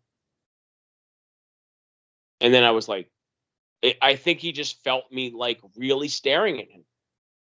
Like, what is that? Like if he didn't push that tree over, I would have walked right up to that thing because maybe it was a beehive or maybe it was like a fur ball up in a tree. I wanted to see what that was. So I think he pushed that tree over to make me avoid coming anywhere near him. Like stay away from me kind of thing. And like, bring your dog out of here too. Like that kind of thing. But I was just scared, not just scared, but just shaken to the core to where like, I didn't think I was ever going to snap out of that one. Like I didn't think I was going to be able to make it out of that. That was a rough patch. That thing right, like a good month and a half. It was like I was questioning myself. Like, damn, man. Like, like just the general appearance of that thing was just like, whoa, like something that you can't even explain. And then you explain it to somebody and they think you're crazy. Like the thing was ginormous, like ginormous. The thing was just so big. And I've seen these things on TV and Patty and stuff like that. And they say she's 8 feet tall, but she's walking away on the video, which, there's no doubt in my mind. She looks big and there's not, you can see the muscles moving and stuff like that. But when this thing went to go move, you seen every muscle flex. Like you seen its legs, its hamstrings, its calves, its feet were under the leaves. I really didn't see its feet because I heard the leaves kind of shuffle, but then I didn't. I didn't know because by that time he was already at that tree, pushing off that tree. So I can't even remember if it was the leaves or whatever. But when he seemed like he was walking away, there was no sound. There was no anything. There was cars going by, but there was no birds. There was no wildlife. There was no like environmental sound around you, like ambient sound. There was no sound from anything. It was like dead quiet. It was like I was in there like their veil or whatever it was, where like you could go into like an area where when the whole forest goes quiet, I don't think the whole forest is quiet. I just think you're in their magic or in their veil or whatever it is. And I think that they have power over that area to where like you're walking into one of their areas, like you're going into a dimension somehow. But I can't explain it. Like, but Yeah. it sounds crazy, but I think it's something like that. Because how is a cicada going to be quiet? How is like a bug going to be quiet? Like they don't care about Bigfoots and people. Like it's something has to happen with energy that like there's a force field of energy around them, or and when you're near them, maybe they expand that energy and then you don't hear anything. I don't know, but it's Yeah. absolutely insane. It's one of those things I think about all the time, and I don't think we're ever going to have the answer until like one of them decides to like tell us about it, or and then are you going to believe that person? You know what I mean? Mhm. Like there's so many people out there that say like, oh, they're this, they're this. This guy, like I said, that calls him the Janu. He's selling a book. Like, like, okay, you're selling a book.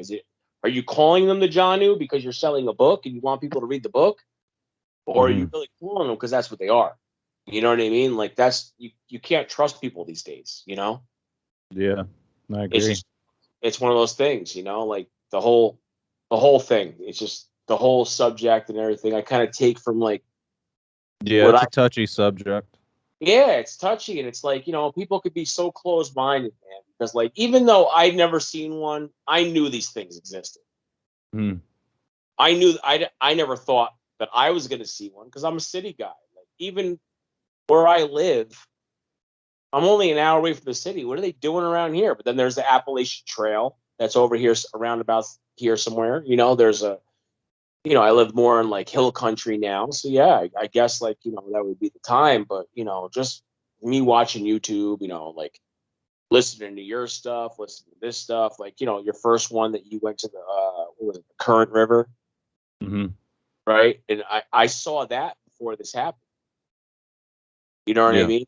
And then Mm. that's how I knew to contact you was from that documentary. My girl's like, "Oh, you should call this guy. This guy gives interviews. It's letting somebody talk." And I'm like, I don't know if I could tell anybody this. You know what I mean? And she's like, "You got it, because like it's gonna kill you."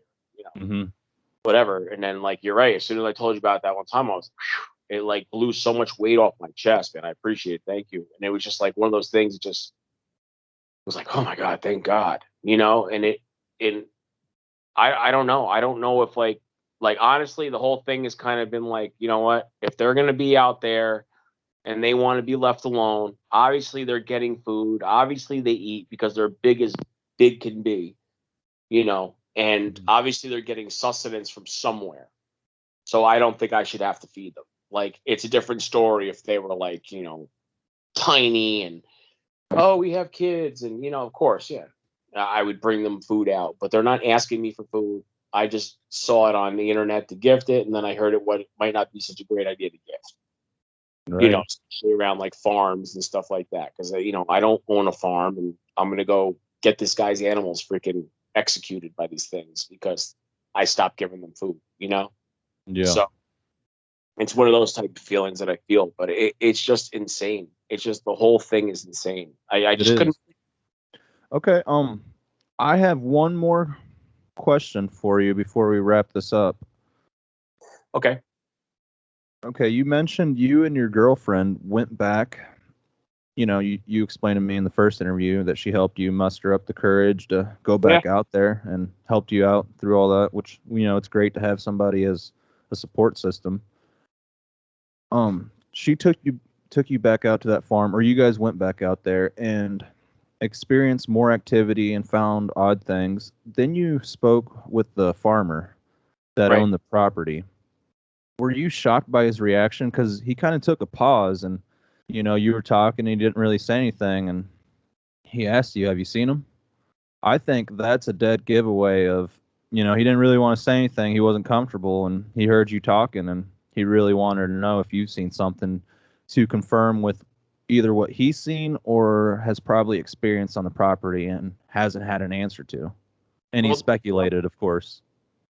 I think personally, this man's a hard man.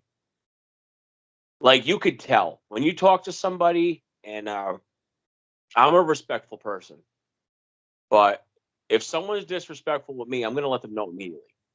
Mm-hmm. This guy had no emotion towards it one way or the other when I was talking to him. So he's definitely a hardened person. I could see that things have happened to this dude that it made him a little hard. Mm-hmm. Whether it's his choice of work, whether it's his choice of maybe it was his upbringing. But when I had mentioned what I saw back there, and I didn't tell him in detail how we're talking about it, I just said, "Listen, I see this huge thing back there, and like, what do you think on it?" And he's like, "Well, like, kind of like, you saw him." Like, I felt for a minute, I felt kind of offended, like maybe he was like, "Oh, you saw him too," kind of thing, like, "Oh, another nut job," kind of thing. But the way he said it, I realized was like, "You seen him too," meaning he's seen him. Like, he knew it was responsible for it Mm-hmm. before, because when I told him I found the cow, he was just resigned to like going to get it. Yeah. Like, he took off his hat, like you could tell this thing was part of his family. Kind of like started like brushing his hat on his shirt a little bit, looking down, and was like, "Where'd you say it was again?" And I told him, and I said, "But I got it." He just like kind of stopped me from what I was gonna say, because I was about to tell him, like, "There's things back there, dude. That you know what I mean? Like, you're going back there to go get this thing. Like, Mm-hmm. you're gonna bury it or whatever. Leave it out there. Like, I would leave it right where it was. But obviously it was his part of his family or whatever. He's going to get it, maybe bury it, whatever, because he has a huge tractor. He could just drive back there and grab it. But yeah, I think he was just kind of confirming, uh, basically, like, that he knows too. Yeah. Yeah. It Yeah. sounds like it. But what I don't understand about the whole thing is when I asked him to go on the property, and he was like, "Yeah, you let me know if you see anything back there that's, people back there that would be taking my animals or whatever else." Maybe he was trying to warn me that they're back there. Like, maybe I would have picked up on it or something like that, because I would not have picked up on something like that. Like, because I just never would think they're where I live. You know what I mean? Like, I was Yeah. like, "Yes, He's aware of something. That's for yeah, he's sure. aware of something." Absolutely. You know, Uh, I have actually one more question. Um, Actually, I was going to ask you for advice. I have an area that I go down to. It's called the Merrimack River, and my buddy owns about 80 acres there. And I'd always go out there and hunt and just look for arrowheads and camp and stuff. And this is an area where I had a giant tree pushed down after doing whoops and wood knocks like an idiot.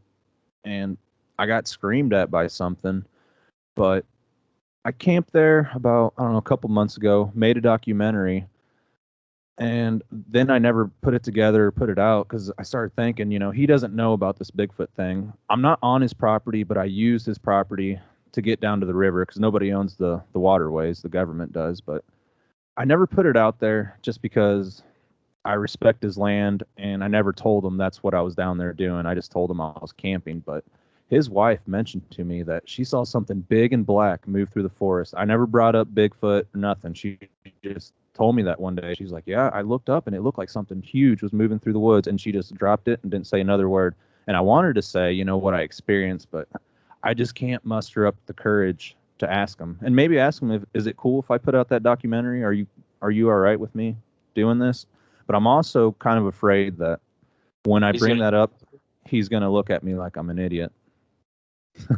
Honestly, dude, I think that maybe because his wife was saying something about something black and that she dropped it, that maybe she tried talking to him already about it and he don't want to hear it, like that kind of thing. Like, I don't know. Like, I would just honestly tell him, like, obviously he knows who you are. He knows what you do, right? Like, Yeah, he's a engineer at this company. I used to work for him. He used to be my boss, and we had wow. a really close friendship. But it's always serious talk. He doesn't really crack jokes or anything. So yeah, it's pretty hard to ask that kind of question. I think if you, I think if you're get honest with them and stuff like that, and you tell them like, listen, like I really think like you might have some of these things on your property, and it's 80 acres. I don't think people really realize how big 80 acres is. 80 acres is huge because this guy's farm is about 5 acres, Hmm. and 2 of the acres is a working farm. The other three is woods, Yeah. and those woods are quite big. Like that's a lot. That's a big area. Yeah. And yeah, I would just try to like maybe take them out there with me, and like Mhm.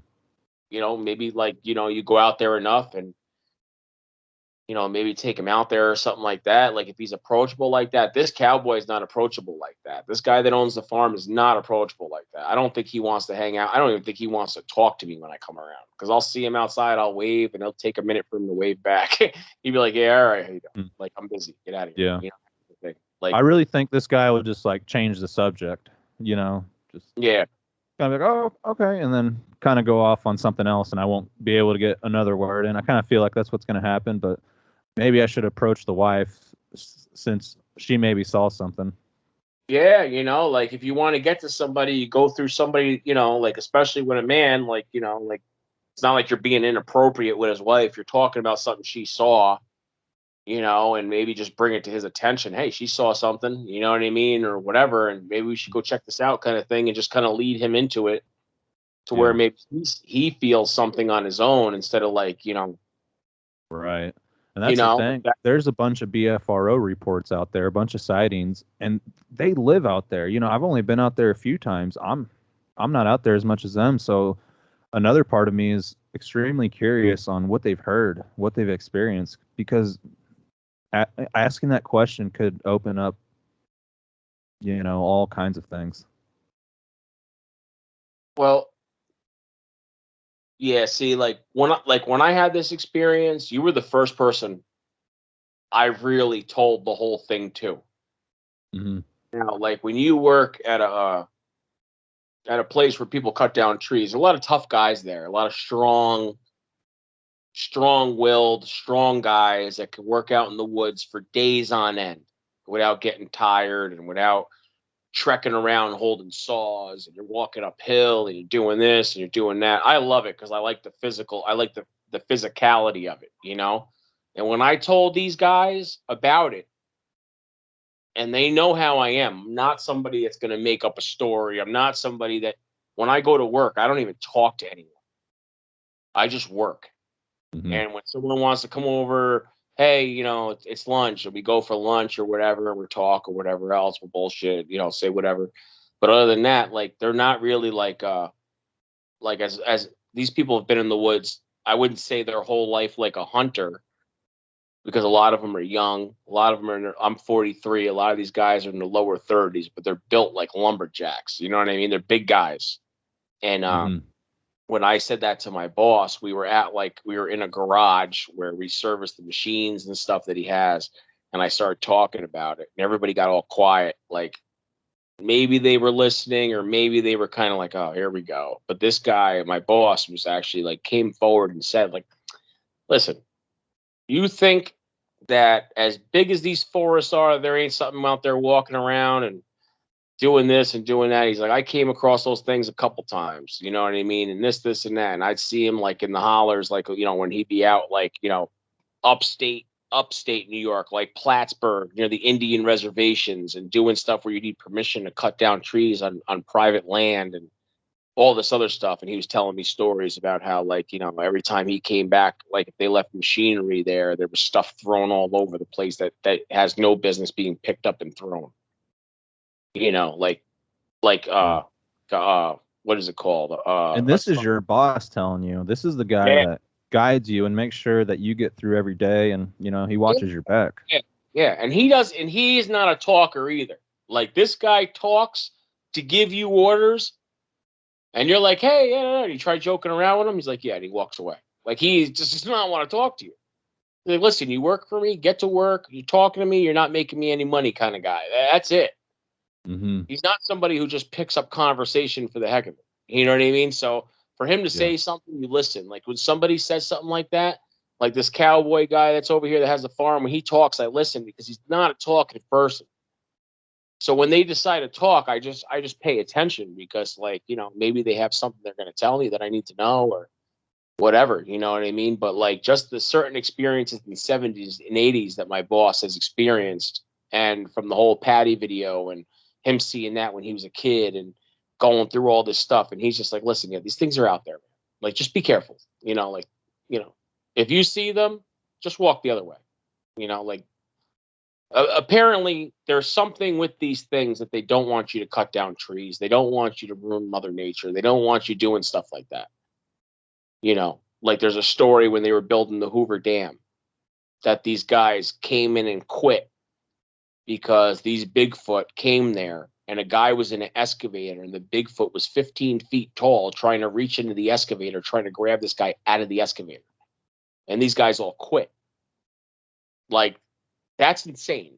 And these are like men that back then when they're building the Hoover Dam, it was a different point in time. Like, who's going to go that back then? Like, you need that job. Like, you're the guy on that job. You need that job. You guys are getting paid to do that job. You take pride in your job. To quit that job because you ran into some Bigfoots, that's insane. And a 15-foot one, no less, trying to grab you out of a machine. And the guy's Yeah. trying to hit him with the machine to get him away, but he's like going around. They were shaking, man. Those guys quit that job.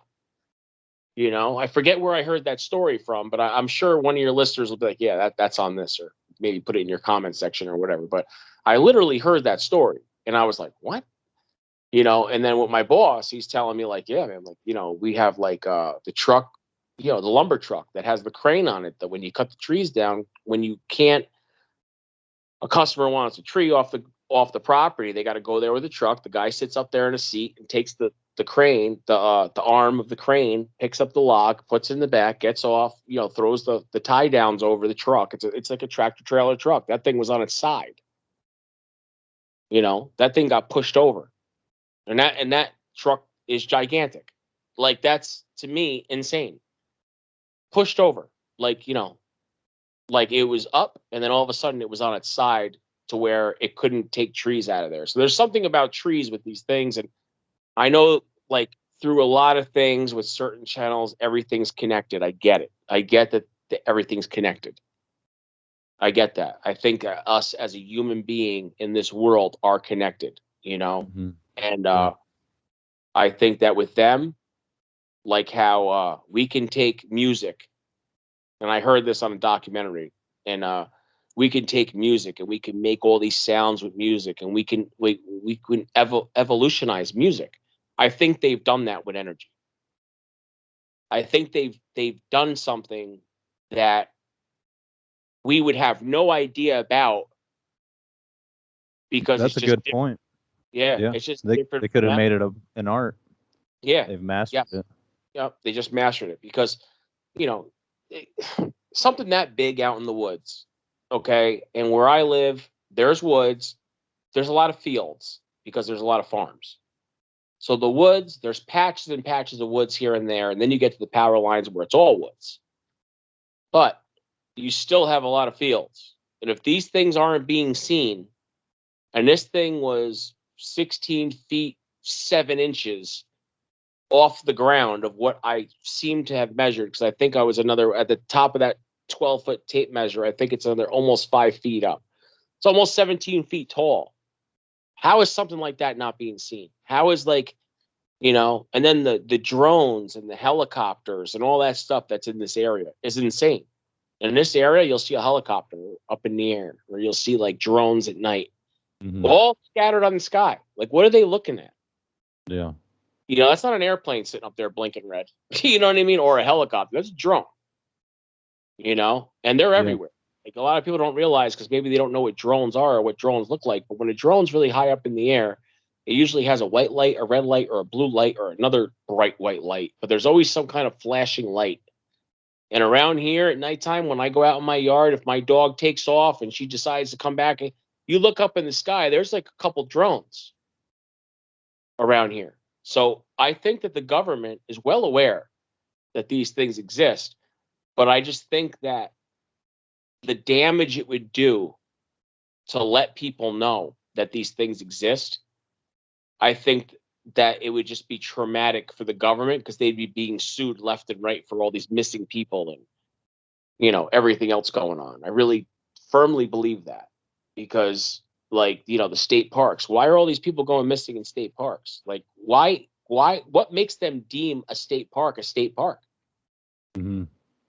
Is that like their area? Is that their reservation? Like the Indians got put on these reservations when we took all their land from them?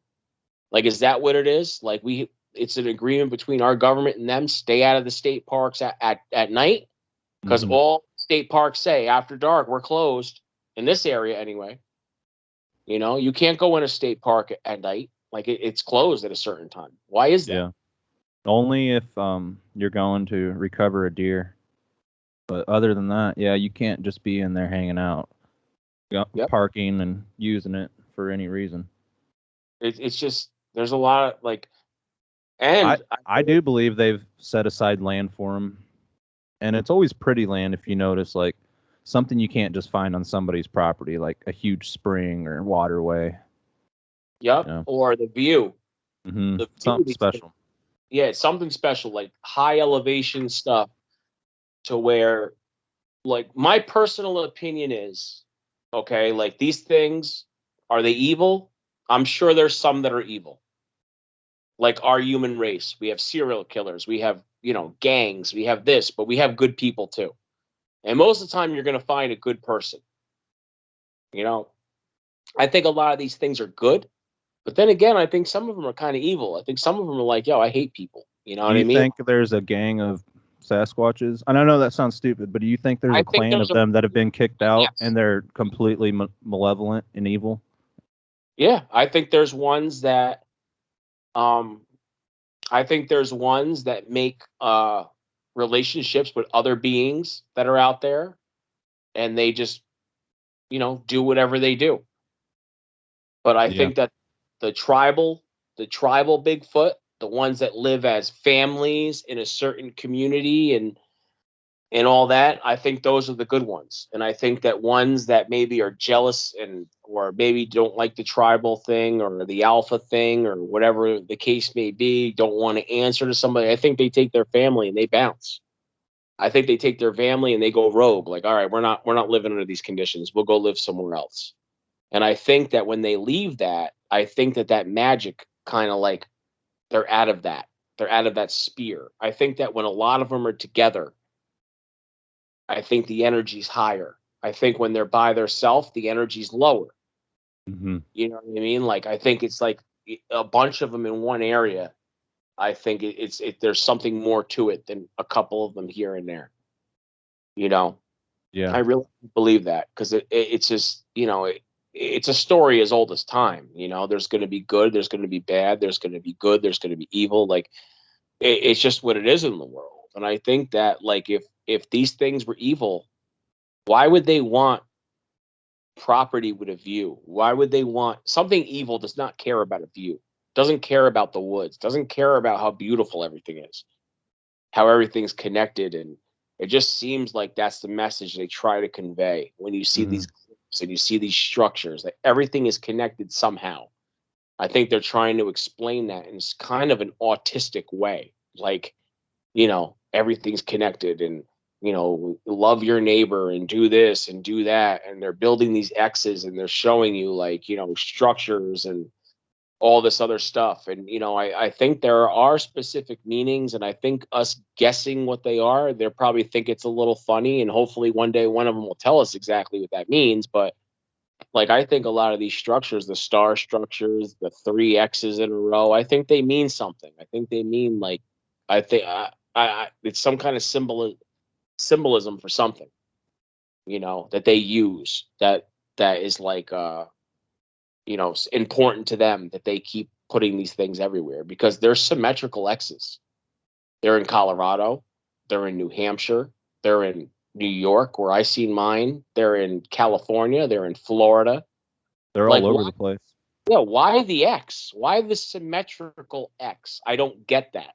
Mm-hmm. And even the little guys, the juveniles, because I see these little X's every now and then, and then I Yeah. see, you know, what's with the X? Like, I just don't get that, and people have their theories and the Janu and this and that and the Tracon and all this other stuff that they say the bad Sasquatches are the Tracon, the good ones are the Janu and whatever. Like I don't really look into it like that, but at the Mm, same time, it's just, if these things really wanted us gone, it would really be nothing for them to do it.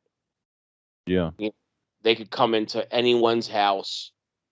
They can, if they're energy based, they can come through our walls. They could do whatever they want. We're not How are you gonna stop them? They could just disappear, you Yeah, know? that's right. They could Okay. just you know? All right. Well, I completely agree with what you're saying, and I think we're getting close to the end of the show. But I Alright. wanted to ask you one last question, and we'll wrap it up and we'll be done. But I wanted to ask, what is your theory on the Sasquatch? Do you think they are good or evil? Are they here to benefit mankind and teach us lessons, or are they just physical creatures out there just living and doing what they do? No, I think that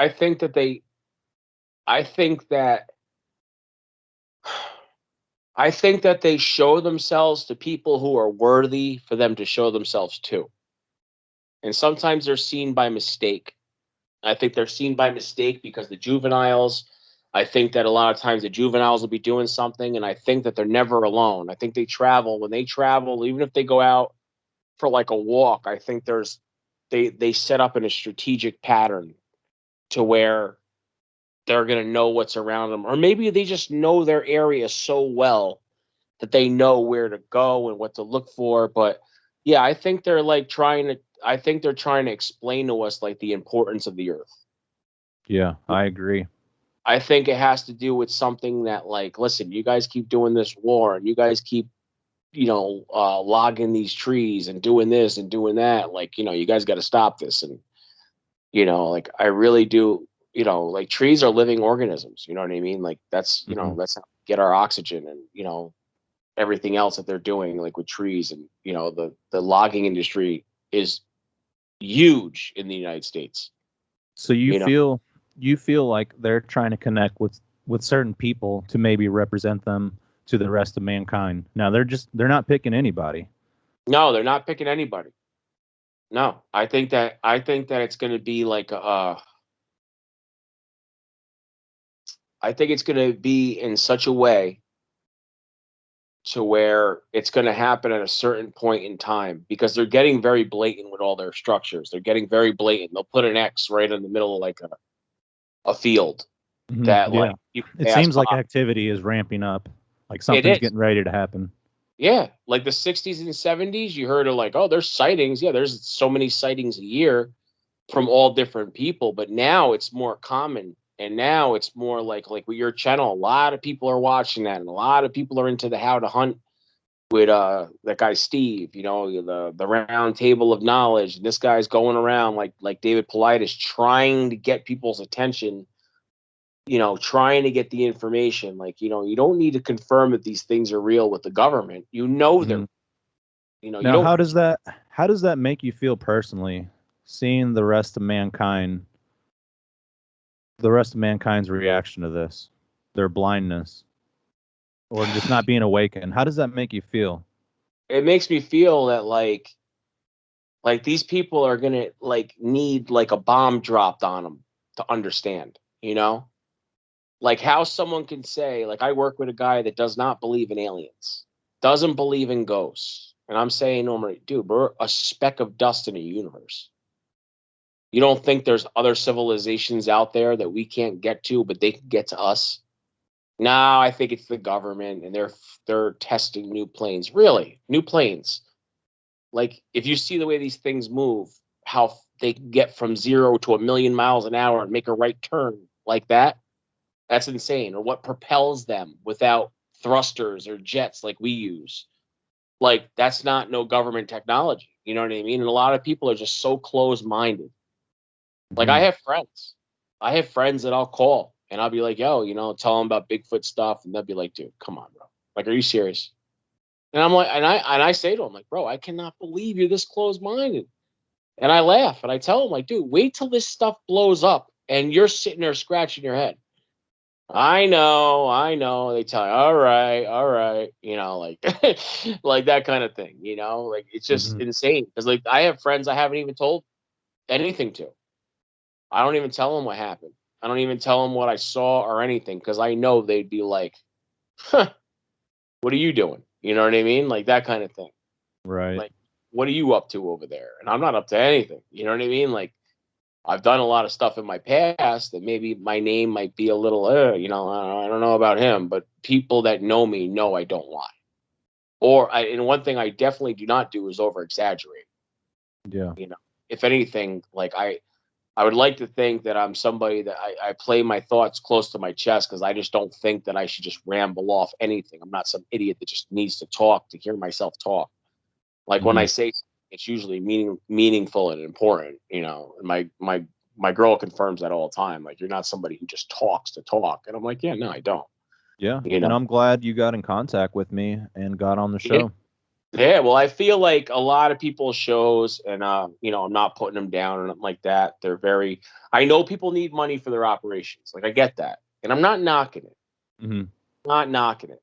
But when you see people like, oh man, I could really use some help with this, and the way you're going about it is perfect because people are going to want to help because they're going to get more out of you than they are other people because these people are like, oh, come on our show, and like I saw you on the Bigfoot Odyssey, and they do what you do.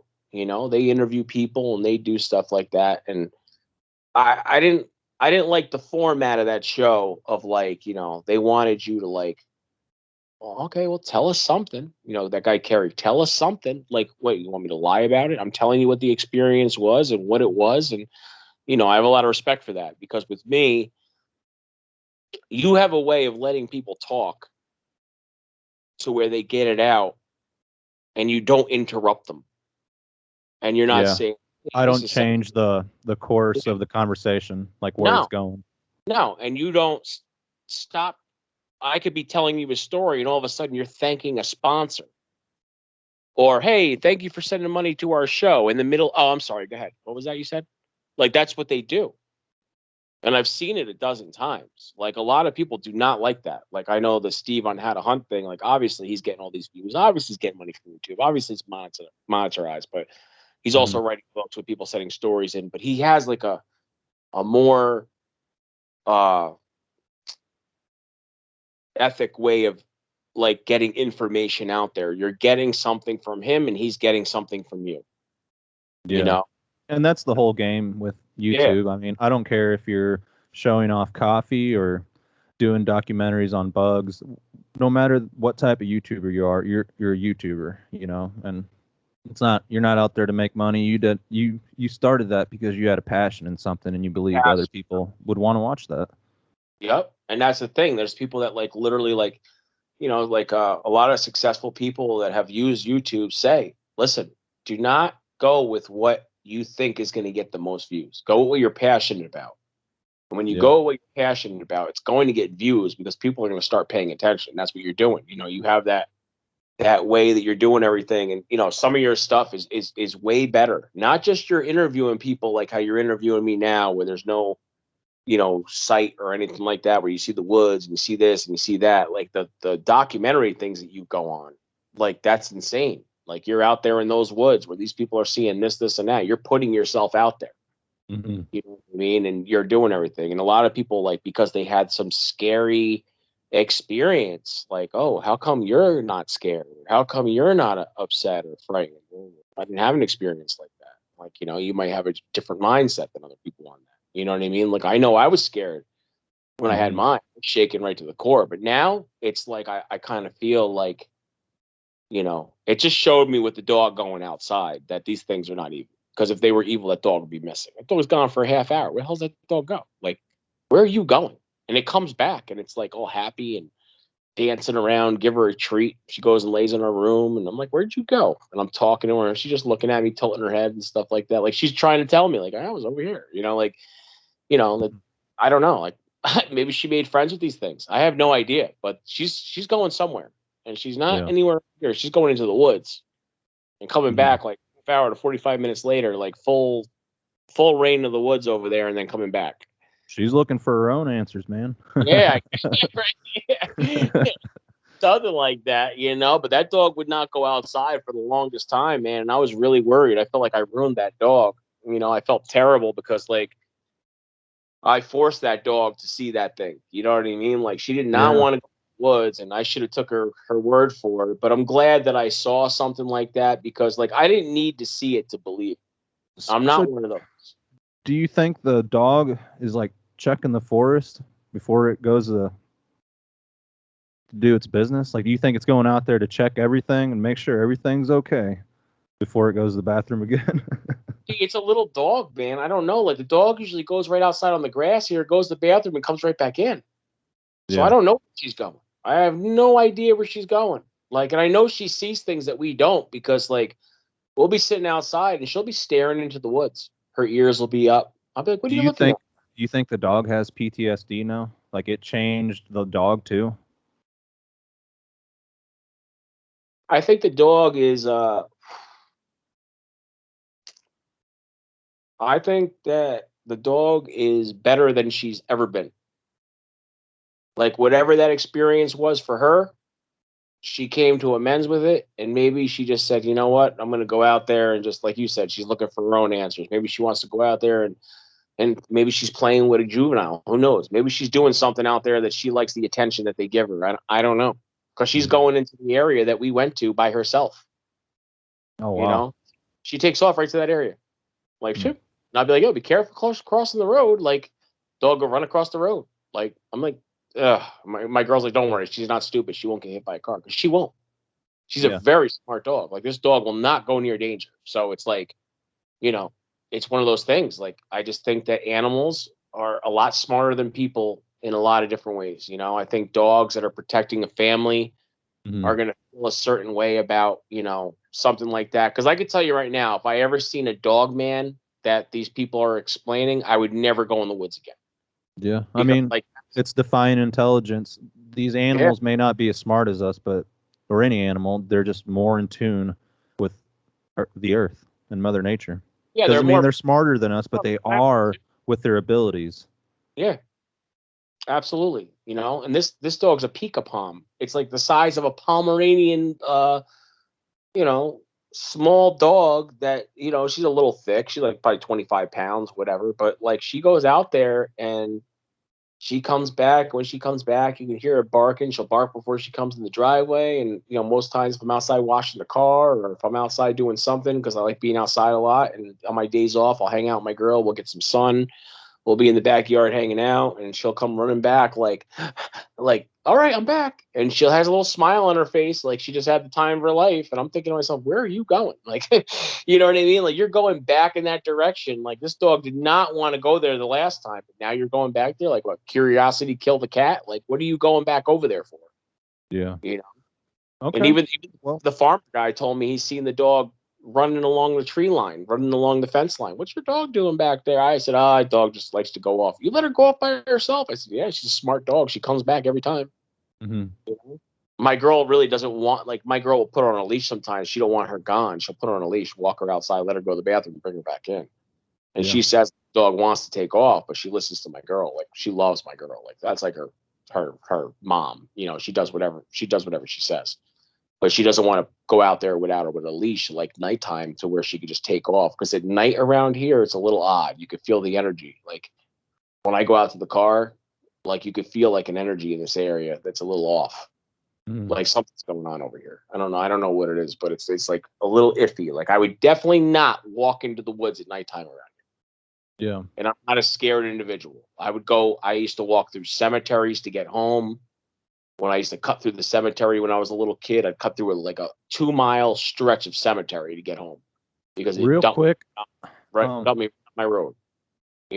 So it's just this very weird area, the woods and the fields, and the darkness and the sounds, and it's just insane, man. It's just weird. And this little dog will just go running out and that's it. Come back half hour later. It's pretty funny. yeah. Okay, real quick, when all this stuff comes out in the future, and I guess if it's more open, how do you feel about making a documentary about your encounter? Oh yeah. 100%. You know what I mean? 100%. That's like one thing right there. Like, I was gonna tell you about that because you said you travel for documentaries and stuff. I want to talk to the farmer because I'd have to get his permission, obviously, because obviously like it would be on video and stuff like that. And, a lot of the stuff that I'd have to show you would be on his property. Because like it's unmistakable. Like there's no way to come down this area with a crane. The trees are too close together. You'd have to put this X in place with a helicopter. And this is the biggest X. Like I try taking pictures of it. And when I get close to it, my phone will just go 5%. And then when I put it on camera and I go press the button, it goes off every time. Every time. I physically have showed this X to my boss, my girl, one of my buddies at work that I work with on my crew. And they could go there and go, oh my God. And even my boss says that's the biggest one I've ever seen. And he's been out like in Canada. And he said that's the biggest one I ever seen. And he told me that was a sugar maple that got pushed over. That's how I knew that was a sugar maple. That tree is as heavy as can be. You couldn't even roll that thing if you wanted to with a machine. It's too big. It's too big. The machine would come. All right, man. Well, I think we're getting to the end, and like I said, I appreciate you for getting in contact with me and being on the show. No problem, man. I love your stuff, man. I'll talk to you, brother. Okay. Yeah. All right. You did a great job at telling your story, and I really appreciate it. This time, Okay, yeah, man. yes, sir. All right. Well, we'll continue talking. You should let me know what you experience and anything else you come across. Yeah, definitely. I definitely will. That's why I wanted to reach out to you and tell you about the orbs and all that other stuff. Anything else that goes on, man, I'll definitely reach out. All right, man. Yeah, all sounds right. Good. Take care, man. Thank you. Yep, you too. Take care, bud. So I think by now people should really start to get the sense that you never know what you will see when entering the forest. I myself have never seen a Sasquatch that big, but I have no doubt they are out there due to the size of some of the structures I come across. I believe the Bigfoots are physical creatures, but I always like to keep an open mind and, of course, ask the questions that not many people want to ask. I like to cover every angle if possible, just to maybe get a new piece of information or maybe a theory that will stick with me and lead to more deeper questions. Another thing I find interesting about the story was the dog's reaction. I think it is important to always trust animals and the way they react to these situations. As the old saying goes, if you can't trust your dog, who can you trust? Anyways, I hope you guys enjoyed this interview, and there are many more to come. I want to thank Keith for stepping up and doing the show, and I really appreciate it. Alright, I have to get back to playing catch up after this documentary, and I also have a lot of people to get in touch with, and of course, I am bow hunting this type of year and refreshing the old batteries. In the meantime, be on the lookout for new stories in the future, and I will catch you guys later.